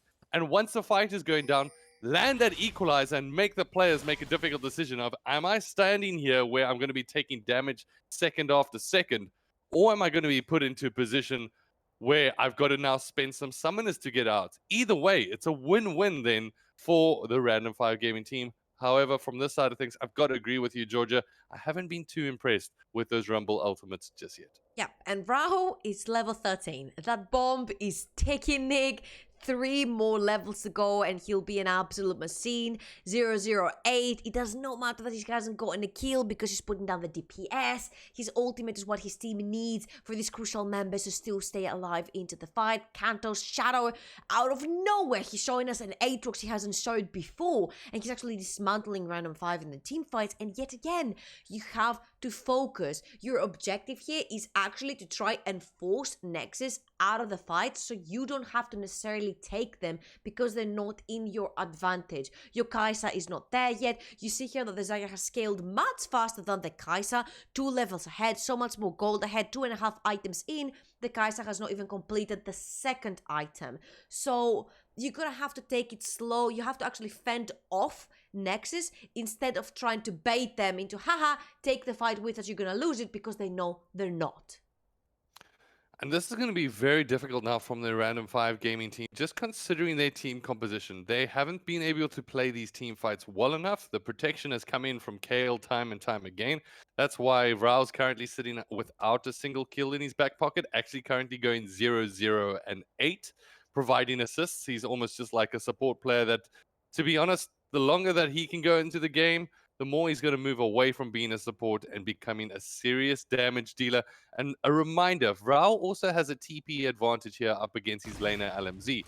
That allows him to play a split push game, which plays into Nexus's gaming playstyle should they want to, because their survivability onto each one of their teammates is absolutely huge at the moment. It does look like we've got a 1v1 in the top lane, as it is LMZ currently taking on Rao. Rao is getting drawn very, very low, as he does escape the fight, essentially scratched but not dead.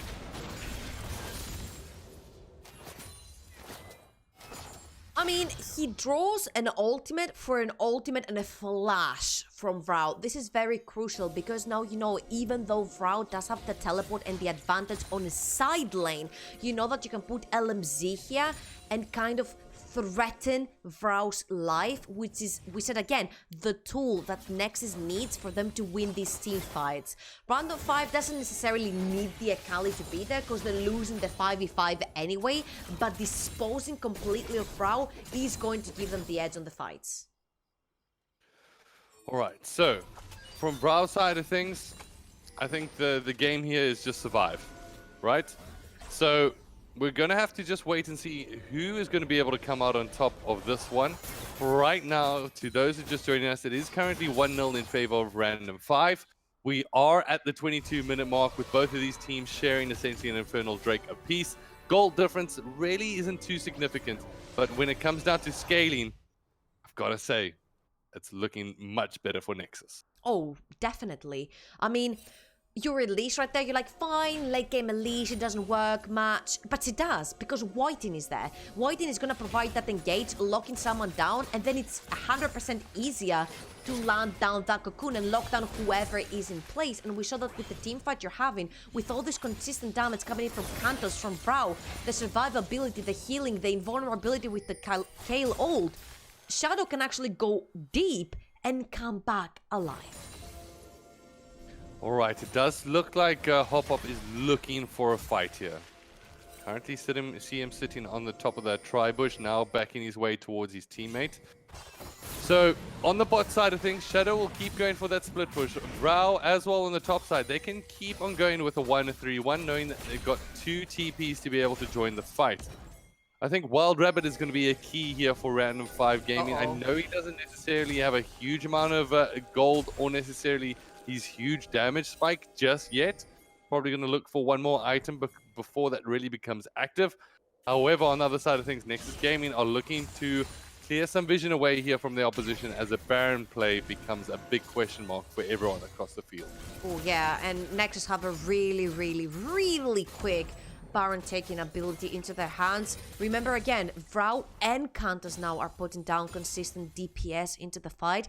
2 more levels to go for Vrau. We're counting down right here.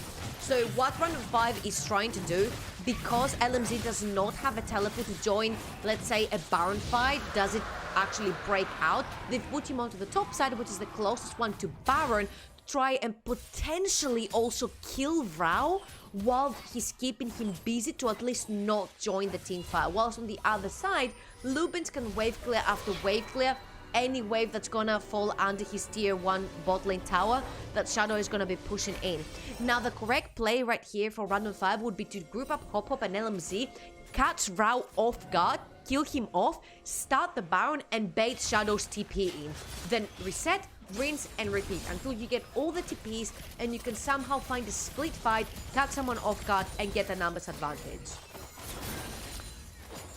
That's the plan, but let's see, will it be able to pay off? Right now, all 5 members from Random5 have gathered outside the pit that is Baron as Hop Hop tries to land in over the wall. Whiten's just going to be able to duke that one out, as the missiles also not going to be able to find their mark. The split is going to get forced here as Shadow goes in towards the bottom lane. That's going to have to force LMZ, or rather Lubin, to make his way towards the bot side to add some level of protection.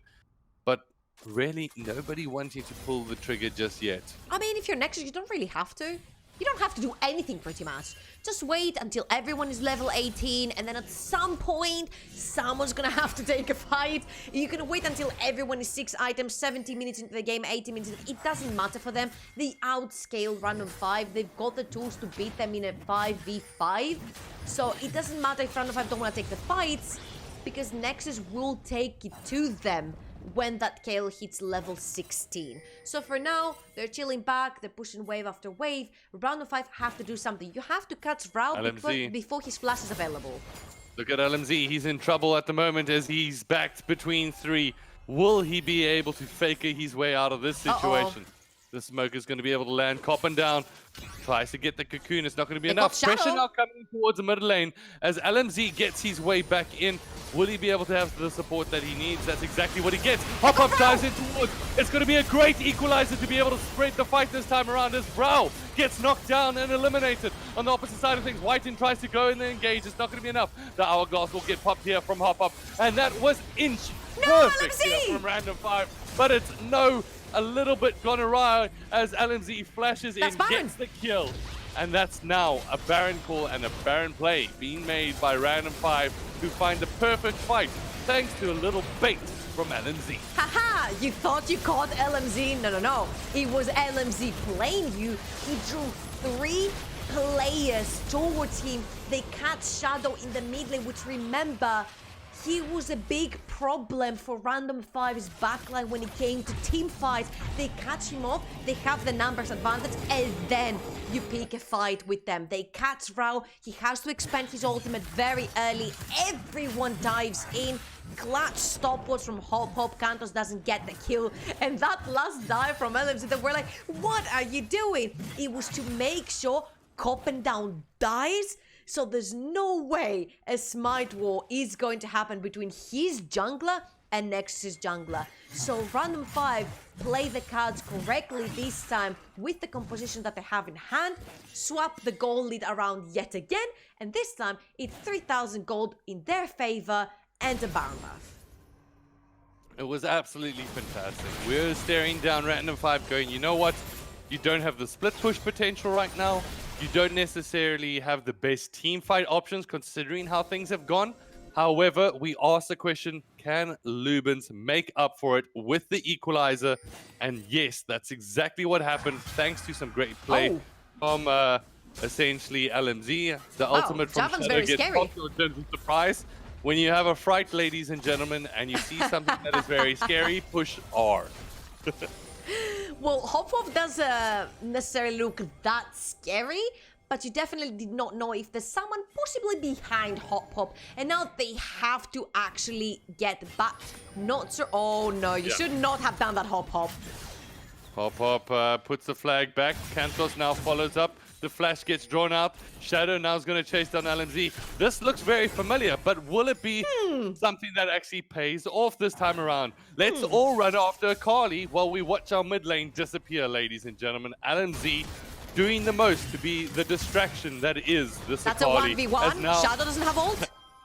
Shadow doesn't have ult, and now LMZ is going to try to take this fight on head on head, as the equalizer will get landed once again. This one's going to split up the fight that has already begun. Now Coppendale makes his way in, not going to be able to come out with a kill. Join. Wild Rabbit picks himself up one. Now it is time to be able to try push this one forward, as Lubens now gets chased away from Val. Will be able to come out on top of that as Kantos picks up the kill. What is going on here? So many question mark pings would be thrown around had this been a solo queue game. Hop throws his flag twice behind him just to scout instead of flagging and dragging away himself to safety. That was so questionable right there. He gets chased down by Kantos, killed off. Sure, Random5 push for that, but all they get is a mid lane tier 2 for an entire Baron buff. Oh, the follow-up now, Wild Rabbit right there. It is going to be the chains that land and cause the knockback, but it's not going to find their target. Now, two Infernals sitting in the back pocket of Nexus, who do have a decent amount of damage output in their back pocket. Hop. Questionable play right now, as he will get stunned down into the center. This time the chains aren't going to be able to pull him back, as he gets out somehow with his life out of what might have been a questionable play there for most. I am absolutely not sure, no idea what Hop is doing there whatsoever. Zero teammates around him. Toranaga might be hanging on the side lane. That's just a Nautilus support. He cannot aid you to kill someone. I don't think that this tank Jarvan can 100% to zero any member from the side of Nexus. You have no business being there. That could have been him going down, which means all the pressure goes yet again to Nexus, and now that you're 4,500 gold ahead, you can't be making such mistakes. You need to take everything from Nexus if you want to finish this 2-0. If Nexus takes one game, then you will have this at the back of the mind that they can't go for the reverse sweep. So you want to finish it as cleanly as possible. LMZ, he needs to demand such respect here just because they know what kind of burst potential he has. Boy. It does look like this time they're going to try lock him down as he will jump over the wall. LMZ almost gets out alive, but will he be able to follow up? No, he doesn't have enough. This fight starting off well for the Nexus Gaming. Huge equalizer gets spread across, but there's no follow-up from the rest of the team. This time Hop trying to get out alive, but the stun's going to be able to connect. Coppendale chases up to get the kill and get out the pit alive, and the only player left standing is Wild Rabbit. Wait, what? Oh, Wild Rabbit jumping all the way across and will take down Coppendale for his effort. What? However, it's not going to be enough there as the ace gets picked up. Random5, what are you doing? You've got everything correct. You've got the goalie back, you've got the Baron, you know exactly how to play the game. That is a tactical int, Wojciech, and Nexus are gonna finish the game. I can't believe this from Random5 Gaming. They had all the opportunities. However, with only 2 seconds remaining before the Toranaga comes up, will he be able to join this fight? The follow-up from LMZ, they try to get the damage out. It's not going to be enough as game number 2 gets handed over to Nexus. We once again will have a 2-1 scoreline at the end of this one. I like the term handed over because that's exactly what it was. No offense to Nexus, they played the cards very well. But once Random5 found out how to put, their soldiers together and figure out a tactic that worked for them, split up the fight, use LMZ as distraction, they pull everything together and they give it all back. Now, this is the time where Random5 should be troubled. Nexus have done this again. It ended up with Random5 winning. This time, Nexus has the time and the place and the game to pull it back into a 2-1 reverse sweep. Will they be able to do this? We will see right after this commercial. Nick, I'm losing my mind. I'm losing my mind right here. I have to pull up my sleeves because I'm getting too hot and bothered right here by this place. Guys, we're gonna go to a very quick commercial break, and when we're back, game number 3. Wow. Chips, sick outfit. I didn't know you were a cosplayer. It's more of a protection thing. Pringles might come in cans. I now come in maximum leveled armor. Hit me. Nah, I don't think it's a good idea. Come on, hit me. Okay. Come on. Whoa! I guess Chips has left the game then. Remember where it started. Your first experiences. The journey you traveled. The journey you love. Remember where it started. And imagine where it will go. Rise on.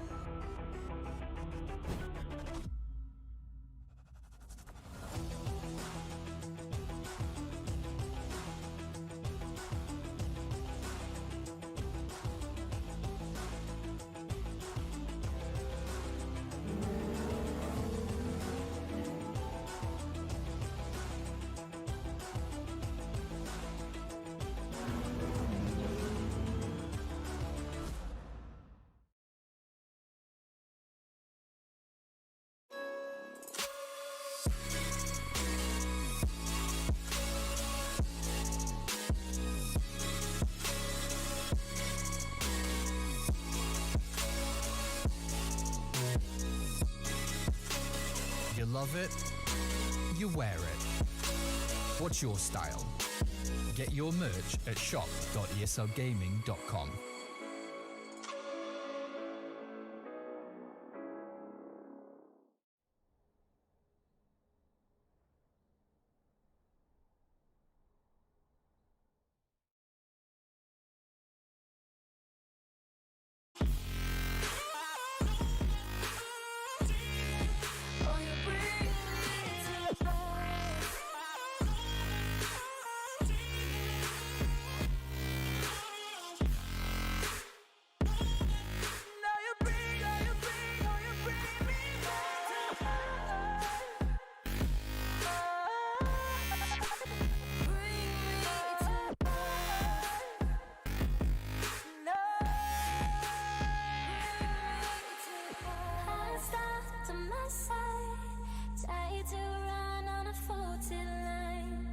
I'm safe only, even though we burn from the light I bleed. But she bring me back, not a heart attack could take away all the love I had for you. It bleeds for you, it bleeds again. Oh, you bring me to life. Oh, you bring me to life. Oh, you bring me to life.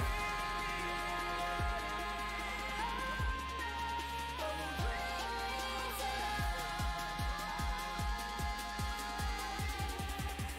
bring me to you bring me to life.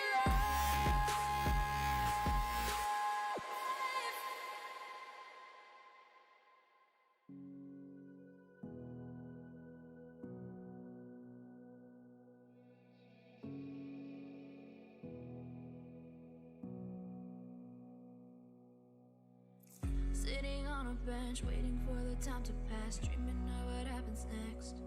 I see what I wanna be, questioning my destiny, only knowing what I see. I don't even realize I've already made a path, and I can change it anytime back. I know what I want, but it seems so damn far away. I know I sound crazy to the ones who said oh. I know I empower those who dream like me. I know I sound crazy to the ones who said oh. I know I empower those who dream like me. And you say you wanna be somebody.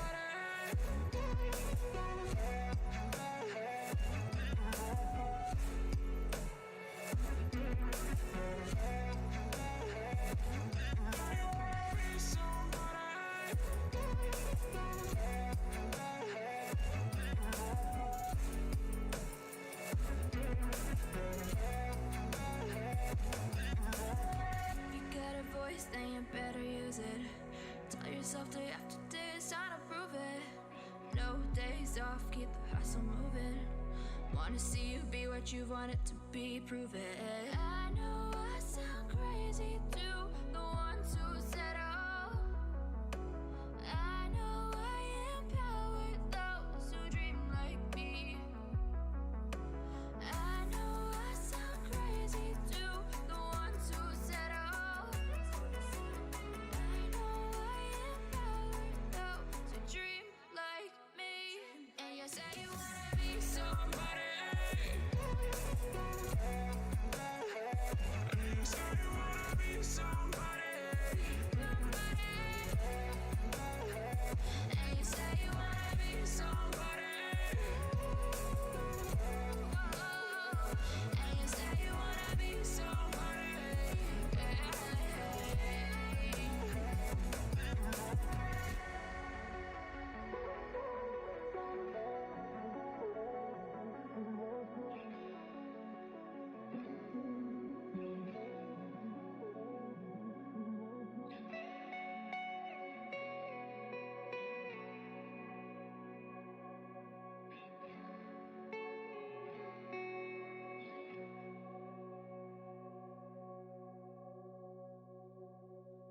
Show me an opening in the clouds, and I'll take it. Yeah, reminding myself to just let go. Don't wonder how far I can fall. Don't look down, never fade out. And I just wanna be someone and never fall behind again. Just keep on moving on. Never look down, never fade out. Never fade out. Oh, oh,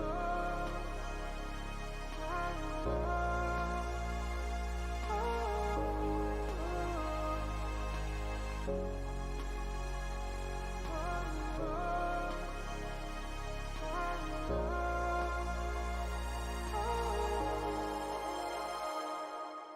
shooting through the clouds. I know it's alright. It's alright. Heavens are the limit now. Let's fly just one more night. One more night.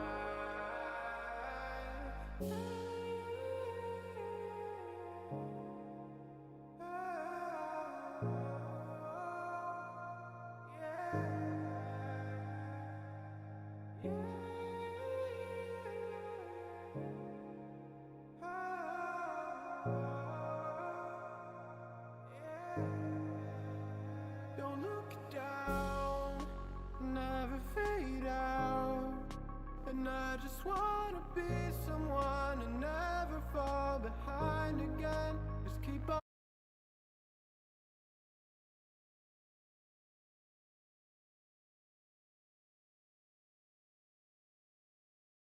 Welcome back, ladies and gentlemen, to ESL Season 10 of the Southeast Europe Championship. Whew! I'm traveling and I'm here with me, Colden, to bring you a Game number 3 that we never thought was coming, but everyone wanted anyway, between Nexus Gaming and Random5.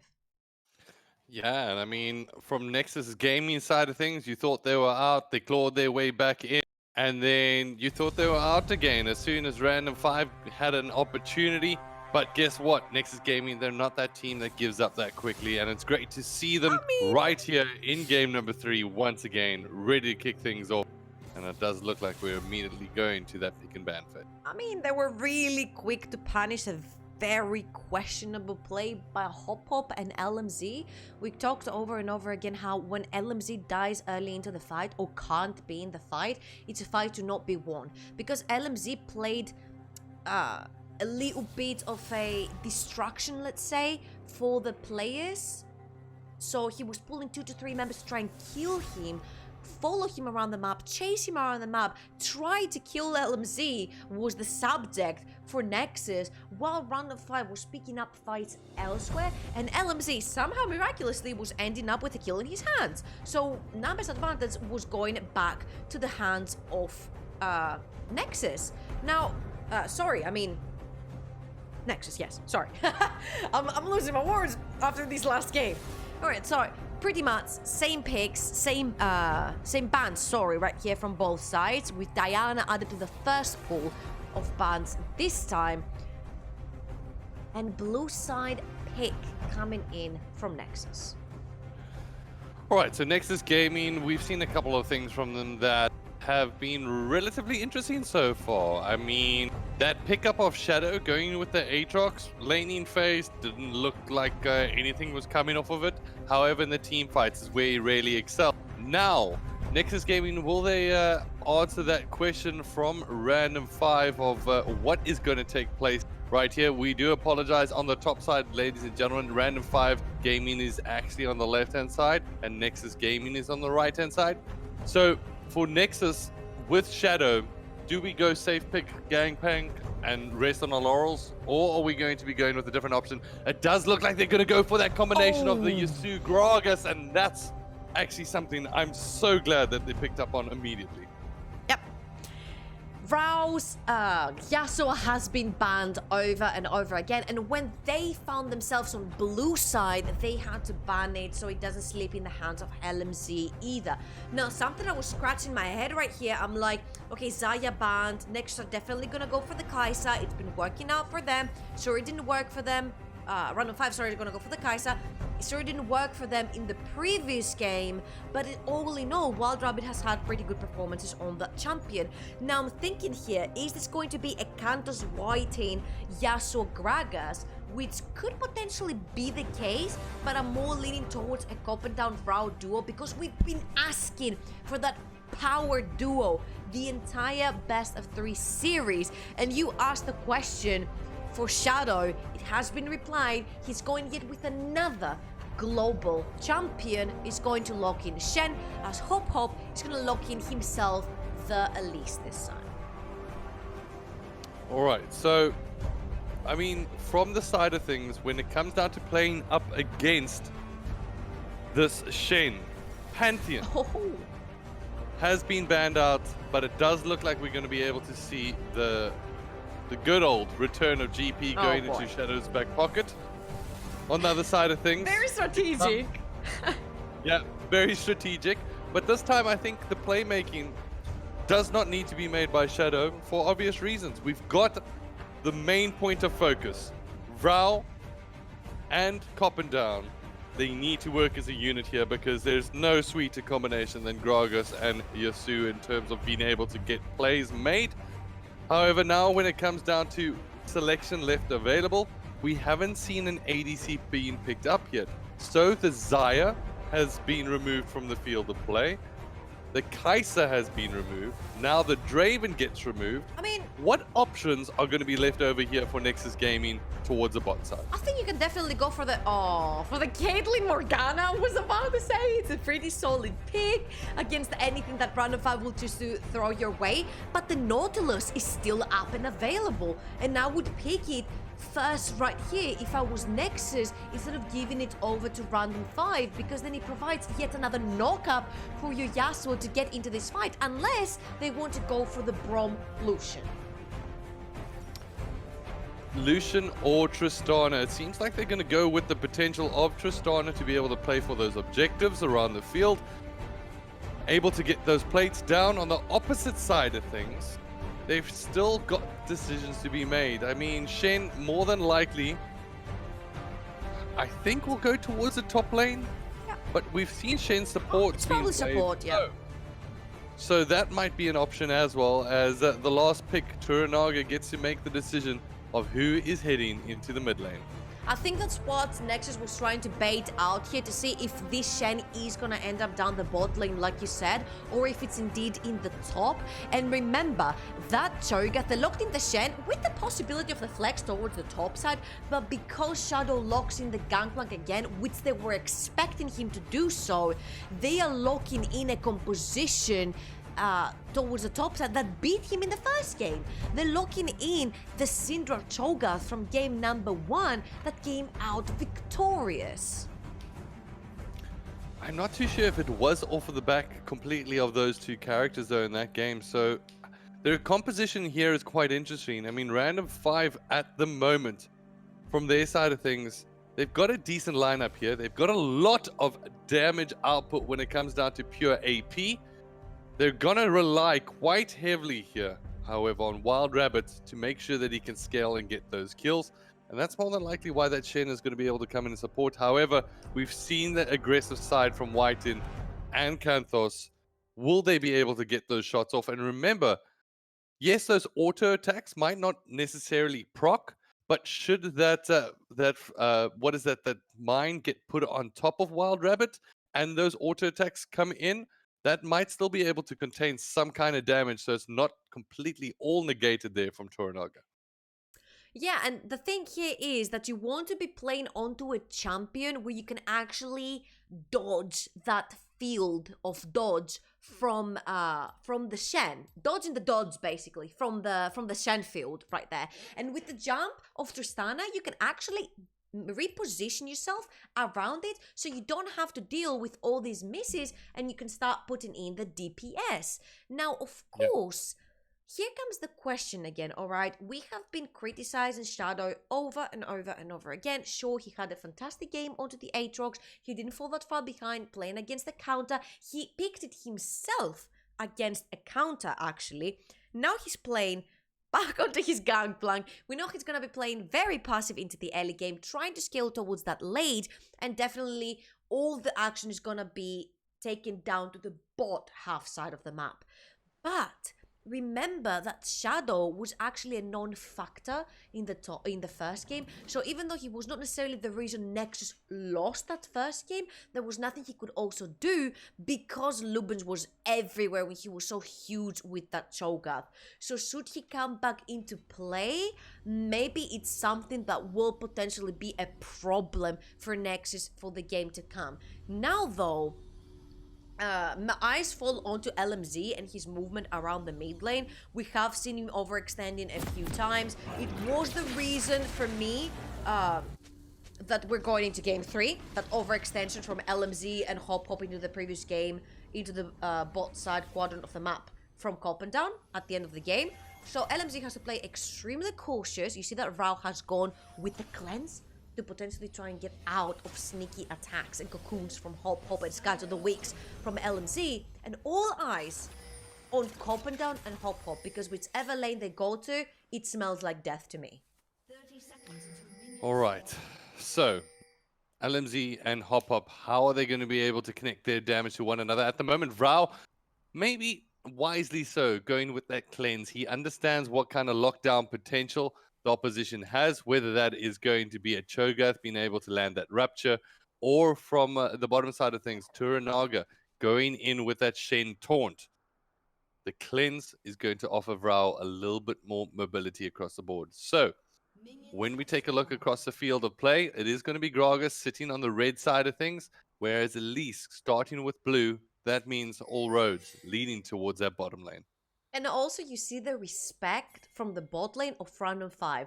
They've gone for double defensive summoner, exhaust cleanse, versus a very explosive and aggressive bot lane in the likes of Tristana and Leona. Remember the passive of Leona? The second you hit someone, there's that small true damage that's going to land an LMZ. He does it again. I've got to love LMZ at the Come moment. on, man.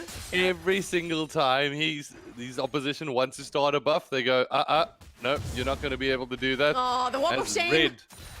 Yeah, it's the walk of shame. After a long night out of partying in the wrong jungle, it is the red buff that returns home.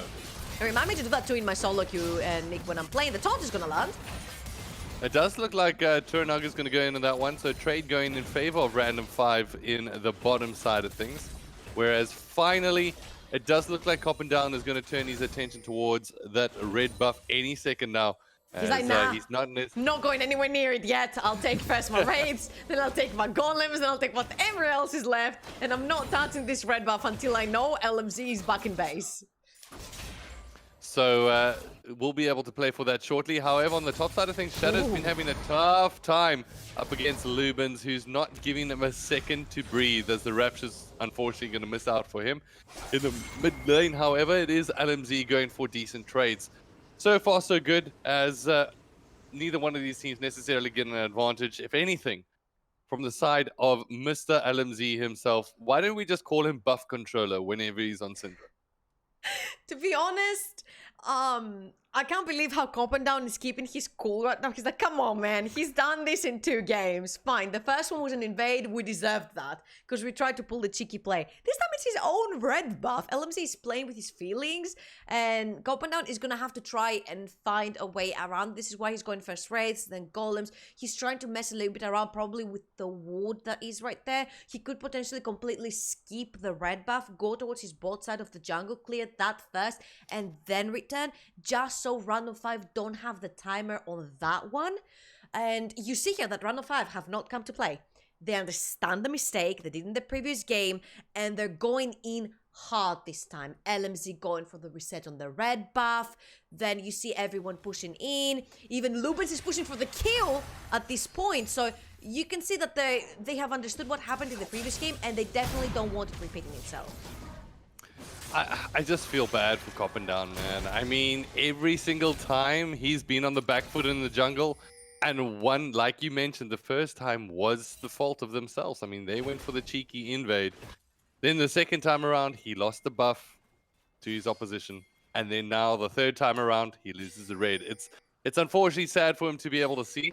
However, it is time to be able to cross to the action. And right now, so far, in terms of jungle clearance, Hop currently 21 CS to Down's 12, who's been having a bit of a tricky time of it, as he's going to lose out towards the Scuttle Crab that is on blue side as well, as Hop picks up the blue. And I just, moment of silence for Down, please. I mean, can we please F in the chat for Down and his really humongous efforts at clearing his own jungle, ladies and gentlemen. This guy has been burglared over and over again in his own house. So, another triple buff start for Hop, same as the previous game, same as it could have been in game number 1.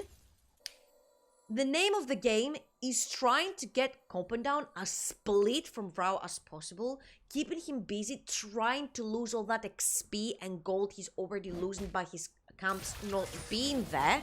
And of course, you definitely don't want to be coming face to face with Hop, having more than double your CS at this point. So, it's yet again great strategy coming in from Random5. Yeah, Random5 playing the micro game from the get-go and making sure that it plays in macro decisions. And those macro decisions, unfortunately, hurting Down, who's currently level 3 in comparison to his counterpart, Hop, now level 5. So Hop now going to be making his way towards the bot side, and at the moment not spotting out any wards just yet. Down, however, makes his way towards the top side, and Lubens is just going to say, you know what, if you want to fight, I'm here. Ooh, Hop-Up going to be able to connect the cocoon here. It is going to land on Whiten, who should be able to be protected from this fight. That shield's going to be able to negate some damage. However, on the bottom side, Lubens is dancing between barrels and barrels of fun, as it is Gangplank as well as the Drunken Master, Gragas, just throwing that alcohol right into his face. And you see that the lack of Ignite right here for the side of Random5 doesn't burn anything out of White and Lubens. Does look like Lubin's going to be put on the back foot, and they charge their way in. Coppin Down will take the turret aggro. Shadow will come out alive. That's a first blood going over to Shadow. Taunt is going to land on the bottom side of things as Whiten's going to be able to trade out. However, it is the tower damage that's going to be able to get taken in here from Whiten. The follow through from Kantos will be able to land the explosive charge.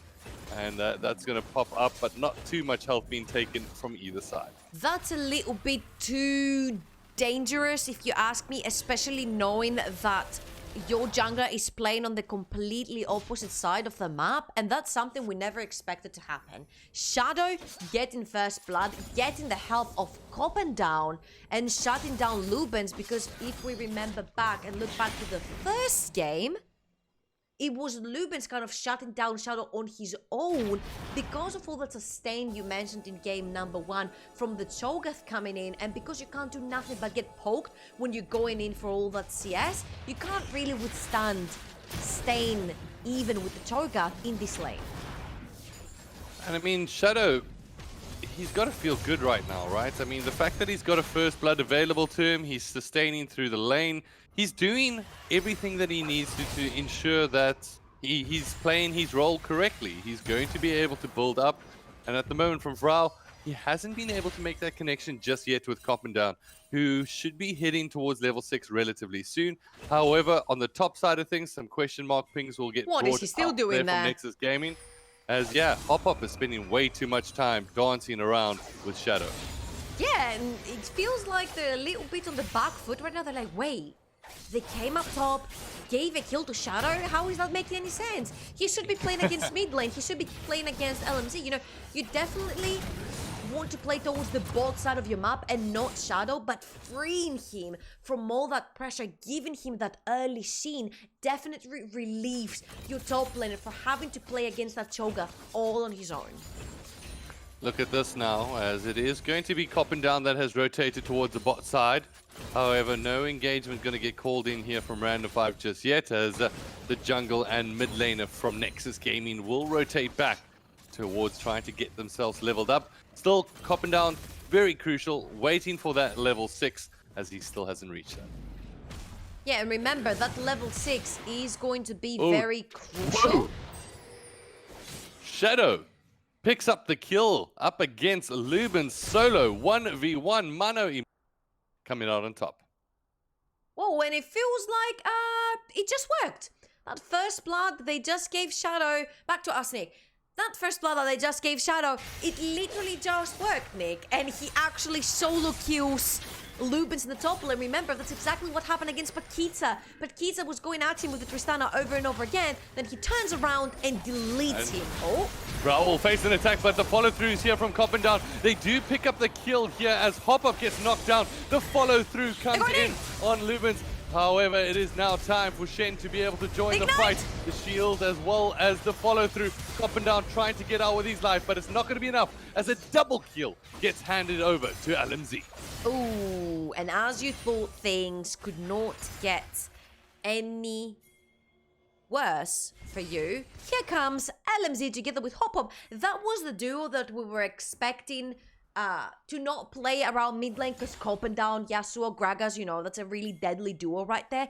But don't forget all these globals that will be coming into the fight. Shadow's Cannon Barrage is down, so he cannot join in on the slow or on the damage side of things. To Ranaga, though, coming in with the Shen ult to save the day and assist also LMZ on getting his second kill right there. So it alleviates a little bit more pressure right now, playing against that Yasuo, Gragas duo. Although LMZ, Blastless now in the mid lane, looks like a very, very juicy bait for that Gragas Yasuo duet. And this is again one of these power mid duo matchup, power jungle mid matchups that you're like, okay, there's no counter gank here.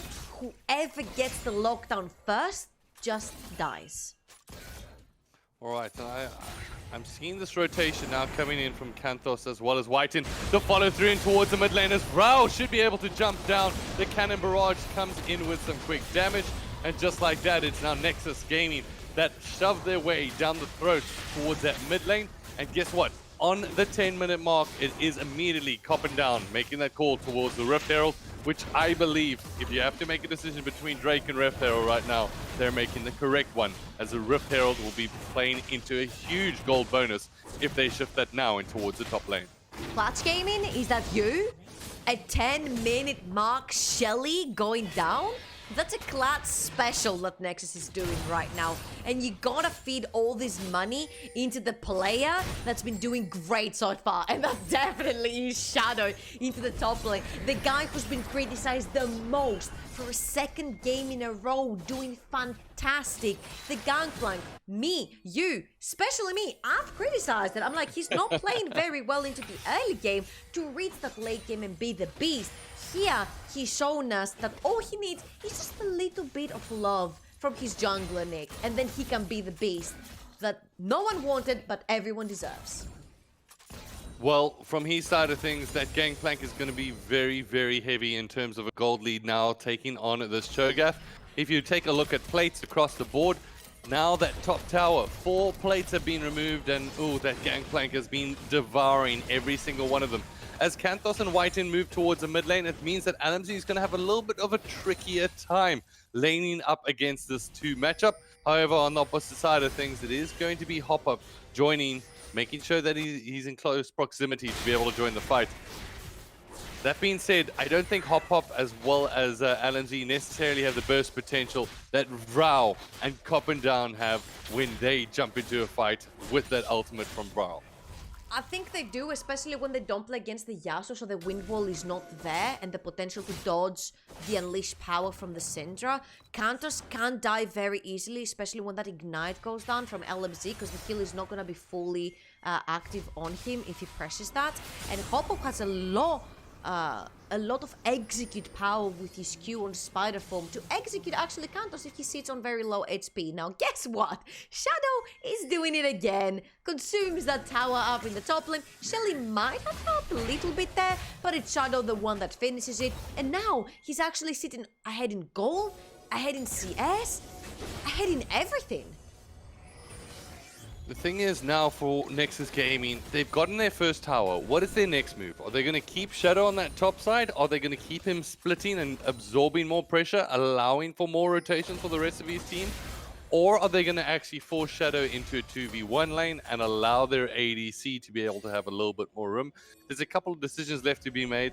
It's quite an exciting point, but this time the knock-in's going to be able to come down through from Copendown. The follow-through from Vrao and the connection, another assist getting put in the back pocket there of Shadow, who's currently getting much, much stronger with time.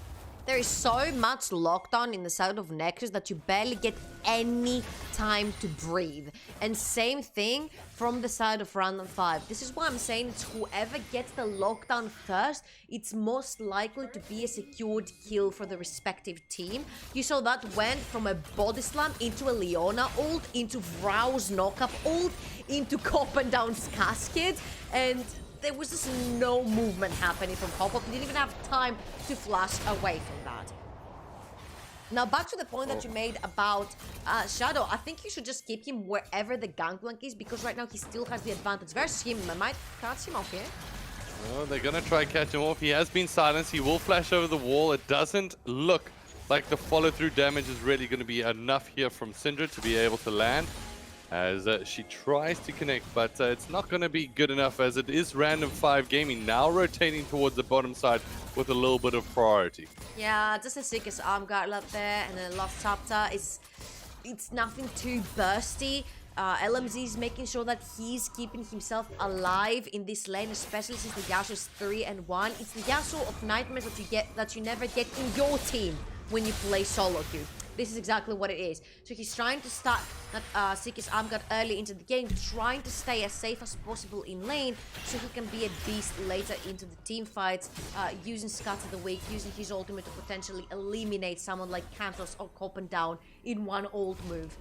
So if you are Shadow, you have to stick wherever Lubens is. You're beating him right now in lane, fair and square. You're only gonna be getting stronger, while Lubens is just gonna be getting tankier. So the more you keep Lubens on the side lane and not put him in the face, for example, Kantos, Rao, or Copen that were very squishy, and they won't be able to get through them as we get here.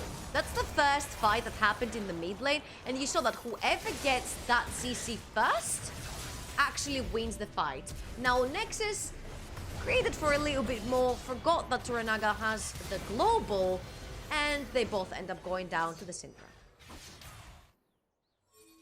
And Toranaga actually coming up fantastically there. I mean, I really do like the pickup with him with the exhaust. I think that's something that can play quite valuable into the latter stages. However, right now in the bottom lane, Kantos is growing beefier as well, and that's where I think that exhaust is going to be able to play a key figure here. Kantos is going to be super reliant on those auto attacks, so any way that Toranaga can negate that is going to be absolutely huge for his team in those team fights. However, on the top side, it does look like Pop-Up as well as Lubens managed to find a delicious bounty on that of Shadow. Yeah. I think that was pretty much a nom nom nom going down onto the head of Shadow right there. And you have to be careful. You know they're gonna play towards you because you are the weakest side of the map. Up and down. Tries to land the casket. That one. Ooh. Maybe Gragas has been drinking a little bit too much as that one. He tried to predict not maybe able to find his target. He tried to predict the flash possibly from Wild Rabbit, because you're gonna have the flash, trying to predict the flash body slam from Copen down, which he has available. So it was a good guess, but Wild Look Rabbit in the did top not go lane, for Shadow it. versus Lubens and Hop-Up, they both follow up. He's going to be able to consume that vitamin C to get himself out of a sticky situation. He will pick up one in terms of the trade. He'll take that. However, he'll more than likely lose a tower. Yeah, you gotta take that if your team is making plays around the map. So far though, they know that Copendown is playing towards the bot side of the map.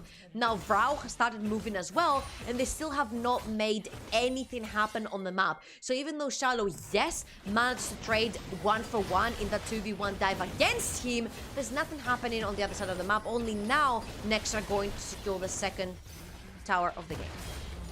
But I like that play from Copendown. Just saying, you know what? You need to back away from your tower. And with that extra room, that's going to provide essentially Kantos as well as Whiten a little bit more gold in the back pocket, but also taking down that tower themselves. This allows them for more focused, coordinated push towards the mid lane. And this game is completely split open right now, Nick. This is literally anyone's game. This game we're playing right now is whoever lands the first beat of CC wins the game.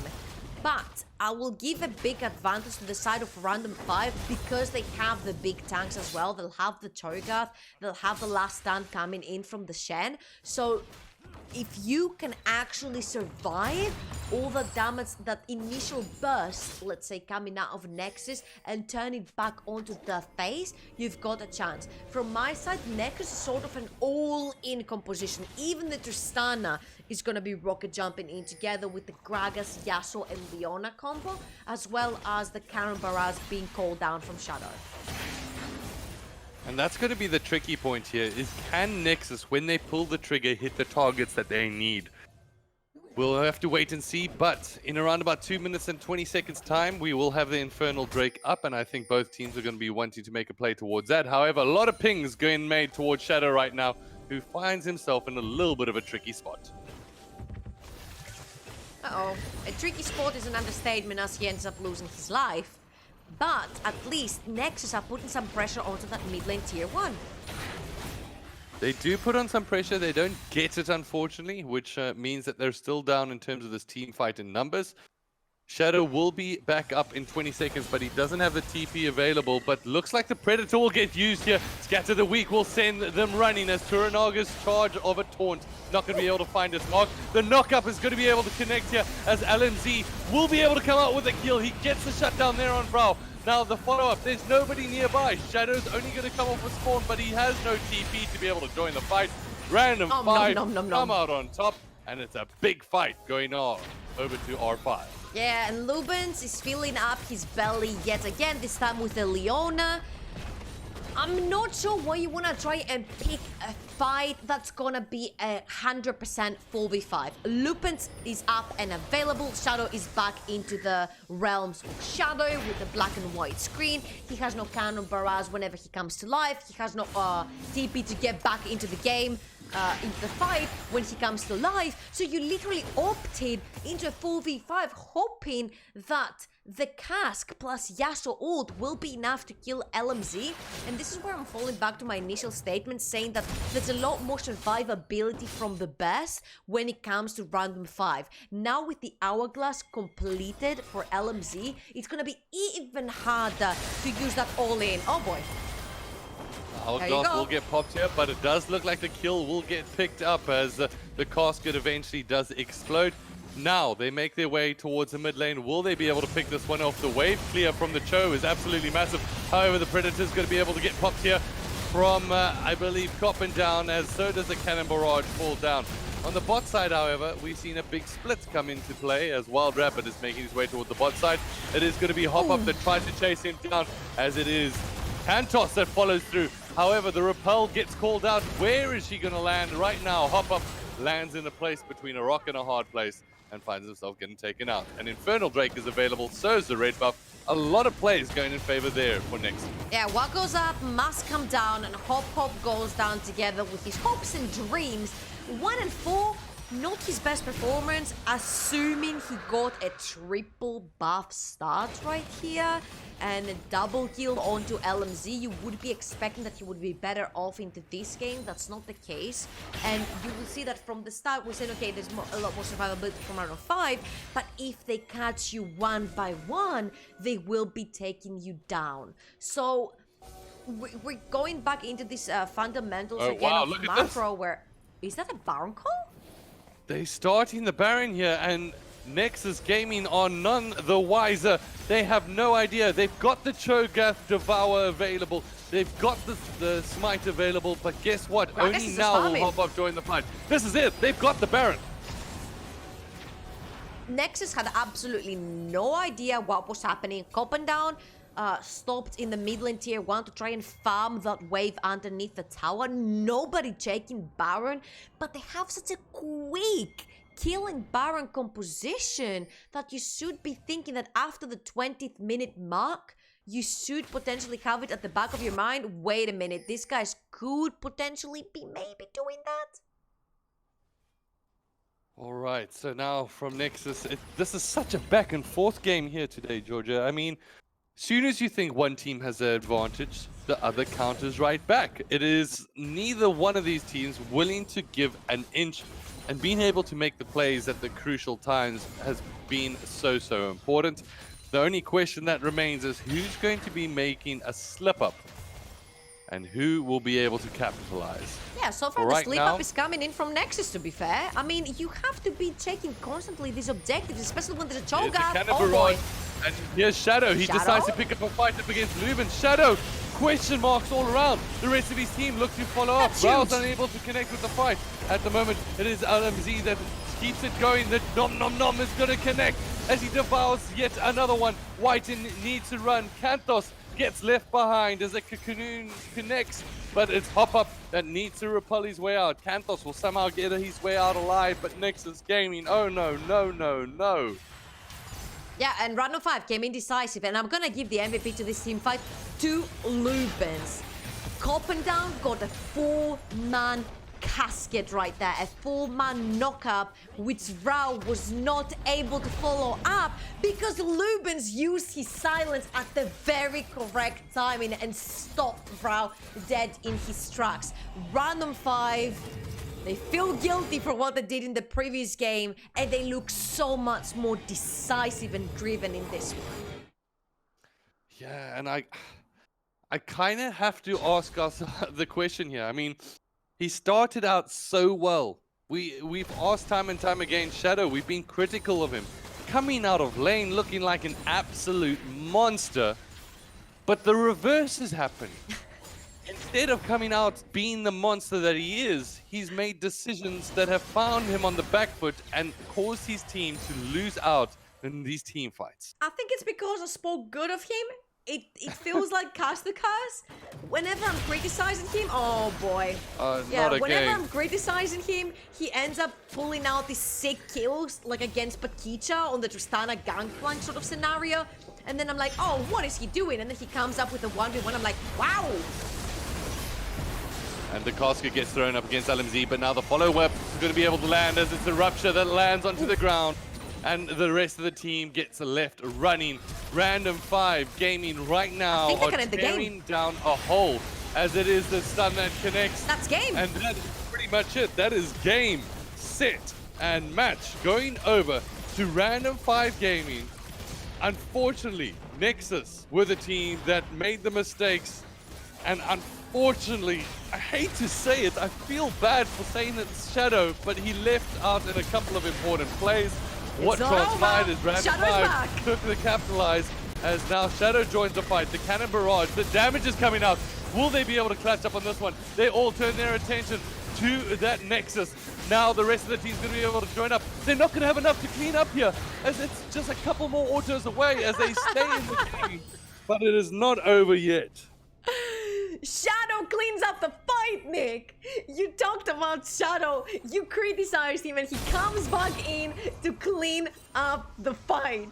You didn't believe in him. I didn't believe in him, but he's kept the game alive.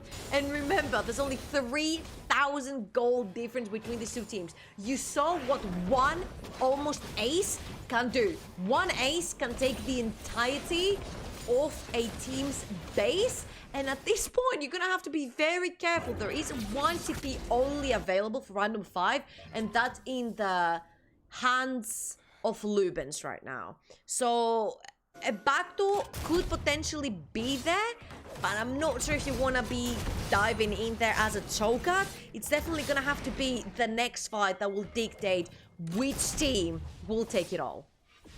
Okay. I'm going to call this early. Guess what? Nexus Gaming are winning this one. Out of nowhere.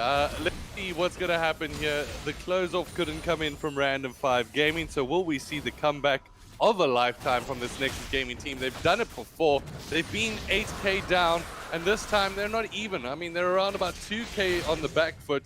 However, they are missing their Nexus turrets, they're missing an inhibitor turret, and they're missing an inhibitor. So, they're missing pretty much everything. The Nexus is sitting there naked, ready to be taken down.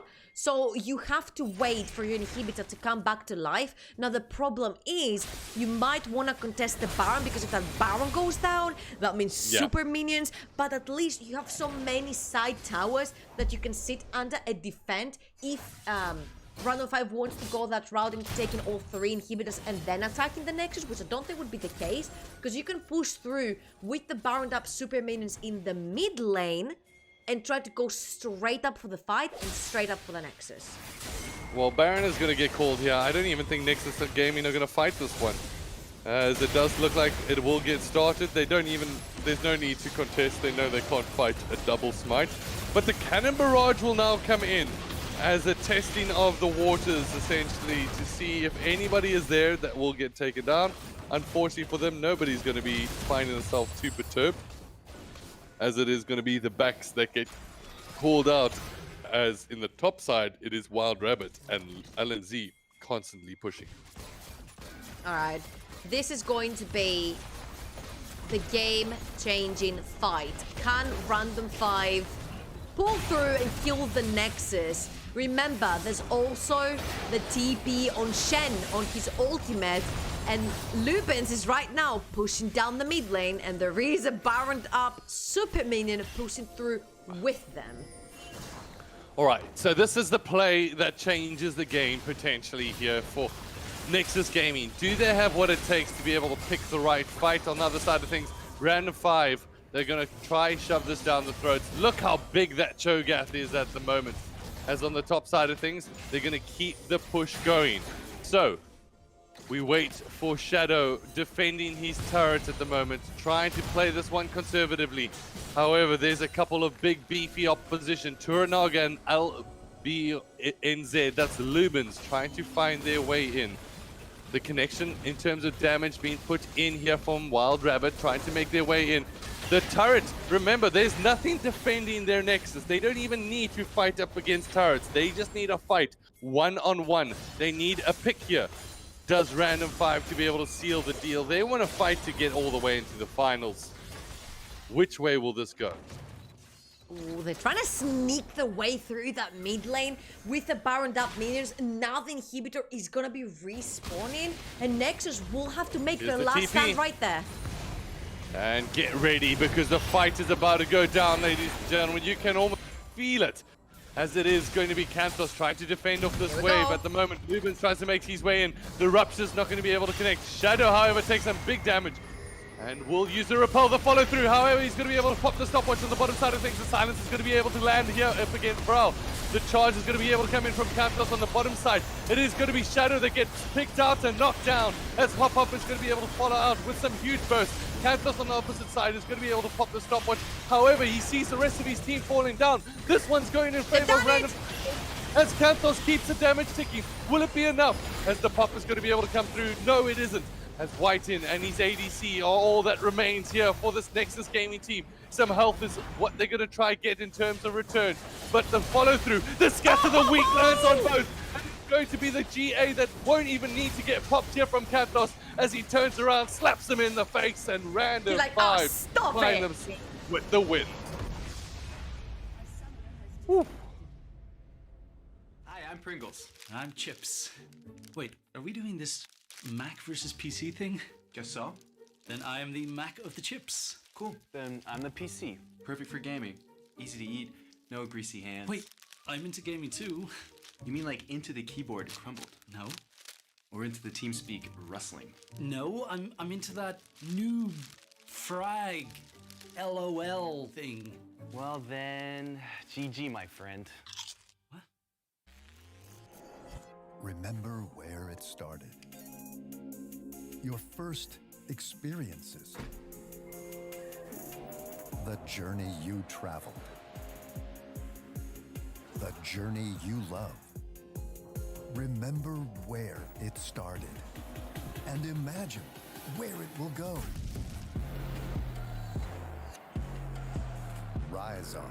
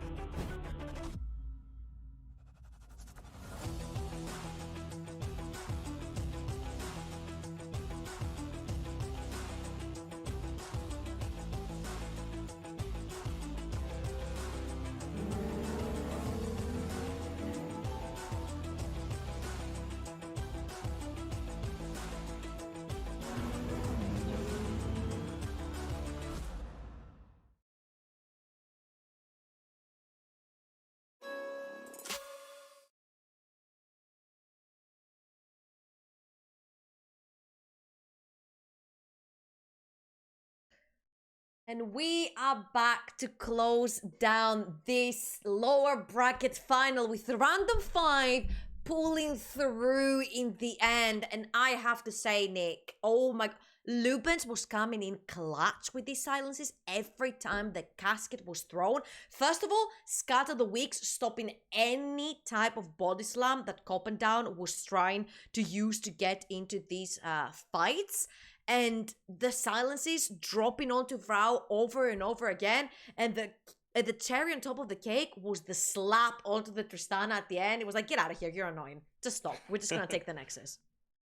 Just a bug buzzing on the side. Tristana got slapped out just to add a little bit of damage to it all. I mean, right now, we've just seen Random5 Gaming knock out Nexus, who I'm not too sure if they can be happy about that. I think they had their opportunities throughout that game. We looked at Shadow looking phenomenal in the top lane. in a matchup where he was going one-on-one against a Cho'Gath, which previously he struggled up against, and thanks to that jungle support came up massive. But like we said, the big problem towards the latter stages of the Kind of game fell is short, that no? he just fell off. Yeah. Yeah. Right, and I don't necessarily think it was just Sado. I just think it was all the genius coming in from the side of Random5, shutting down, copping down every single time. I criticized Hop Hop. I said he's 1-4 on this release. He had a triple buff start. He had every single lane almost winning. What are you doing? Why are you getting caught? But then in the end, all the survivability came through. The big, massive Cho'Gath tank came through. And we have a final, ladies and gentlemen. Asus Rogue Elite versus Random5. Asus will, of course, have a 1-0 advantage in this best of 5 to come. So don't forget to tune in. We're going to have our big final on Sunday. Nexus will, of course, secure that third place, but of course we will see you guys yet again on Sunday. Thank you so much for joining us. Don't forget yet again to tune in, and we'll see you there. Bye bye. Cheers.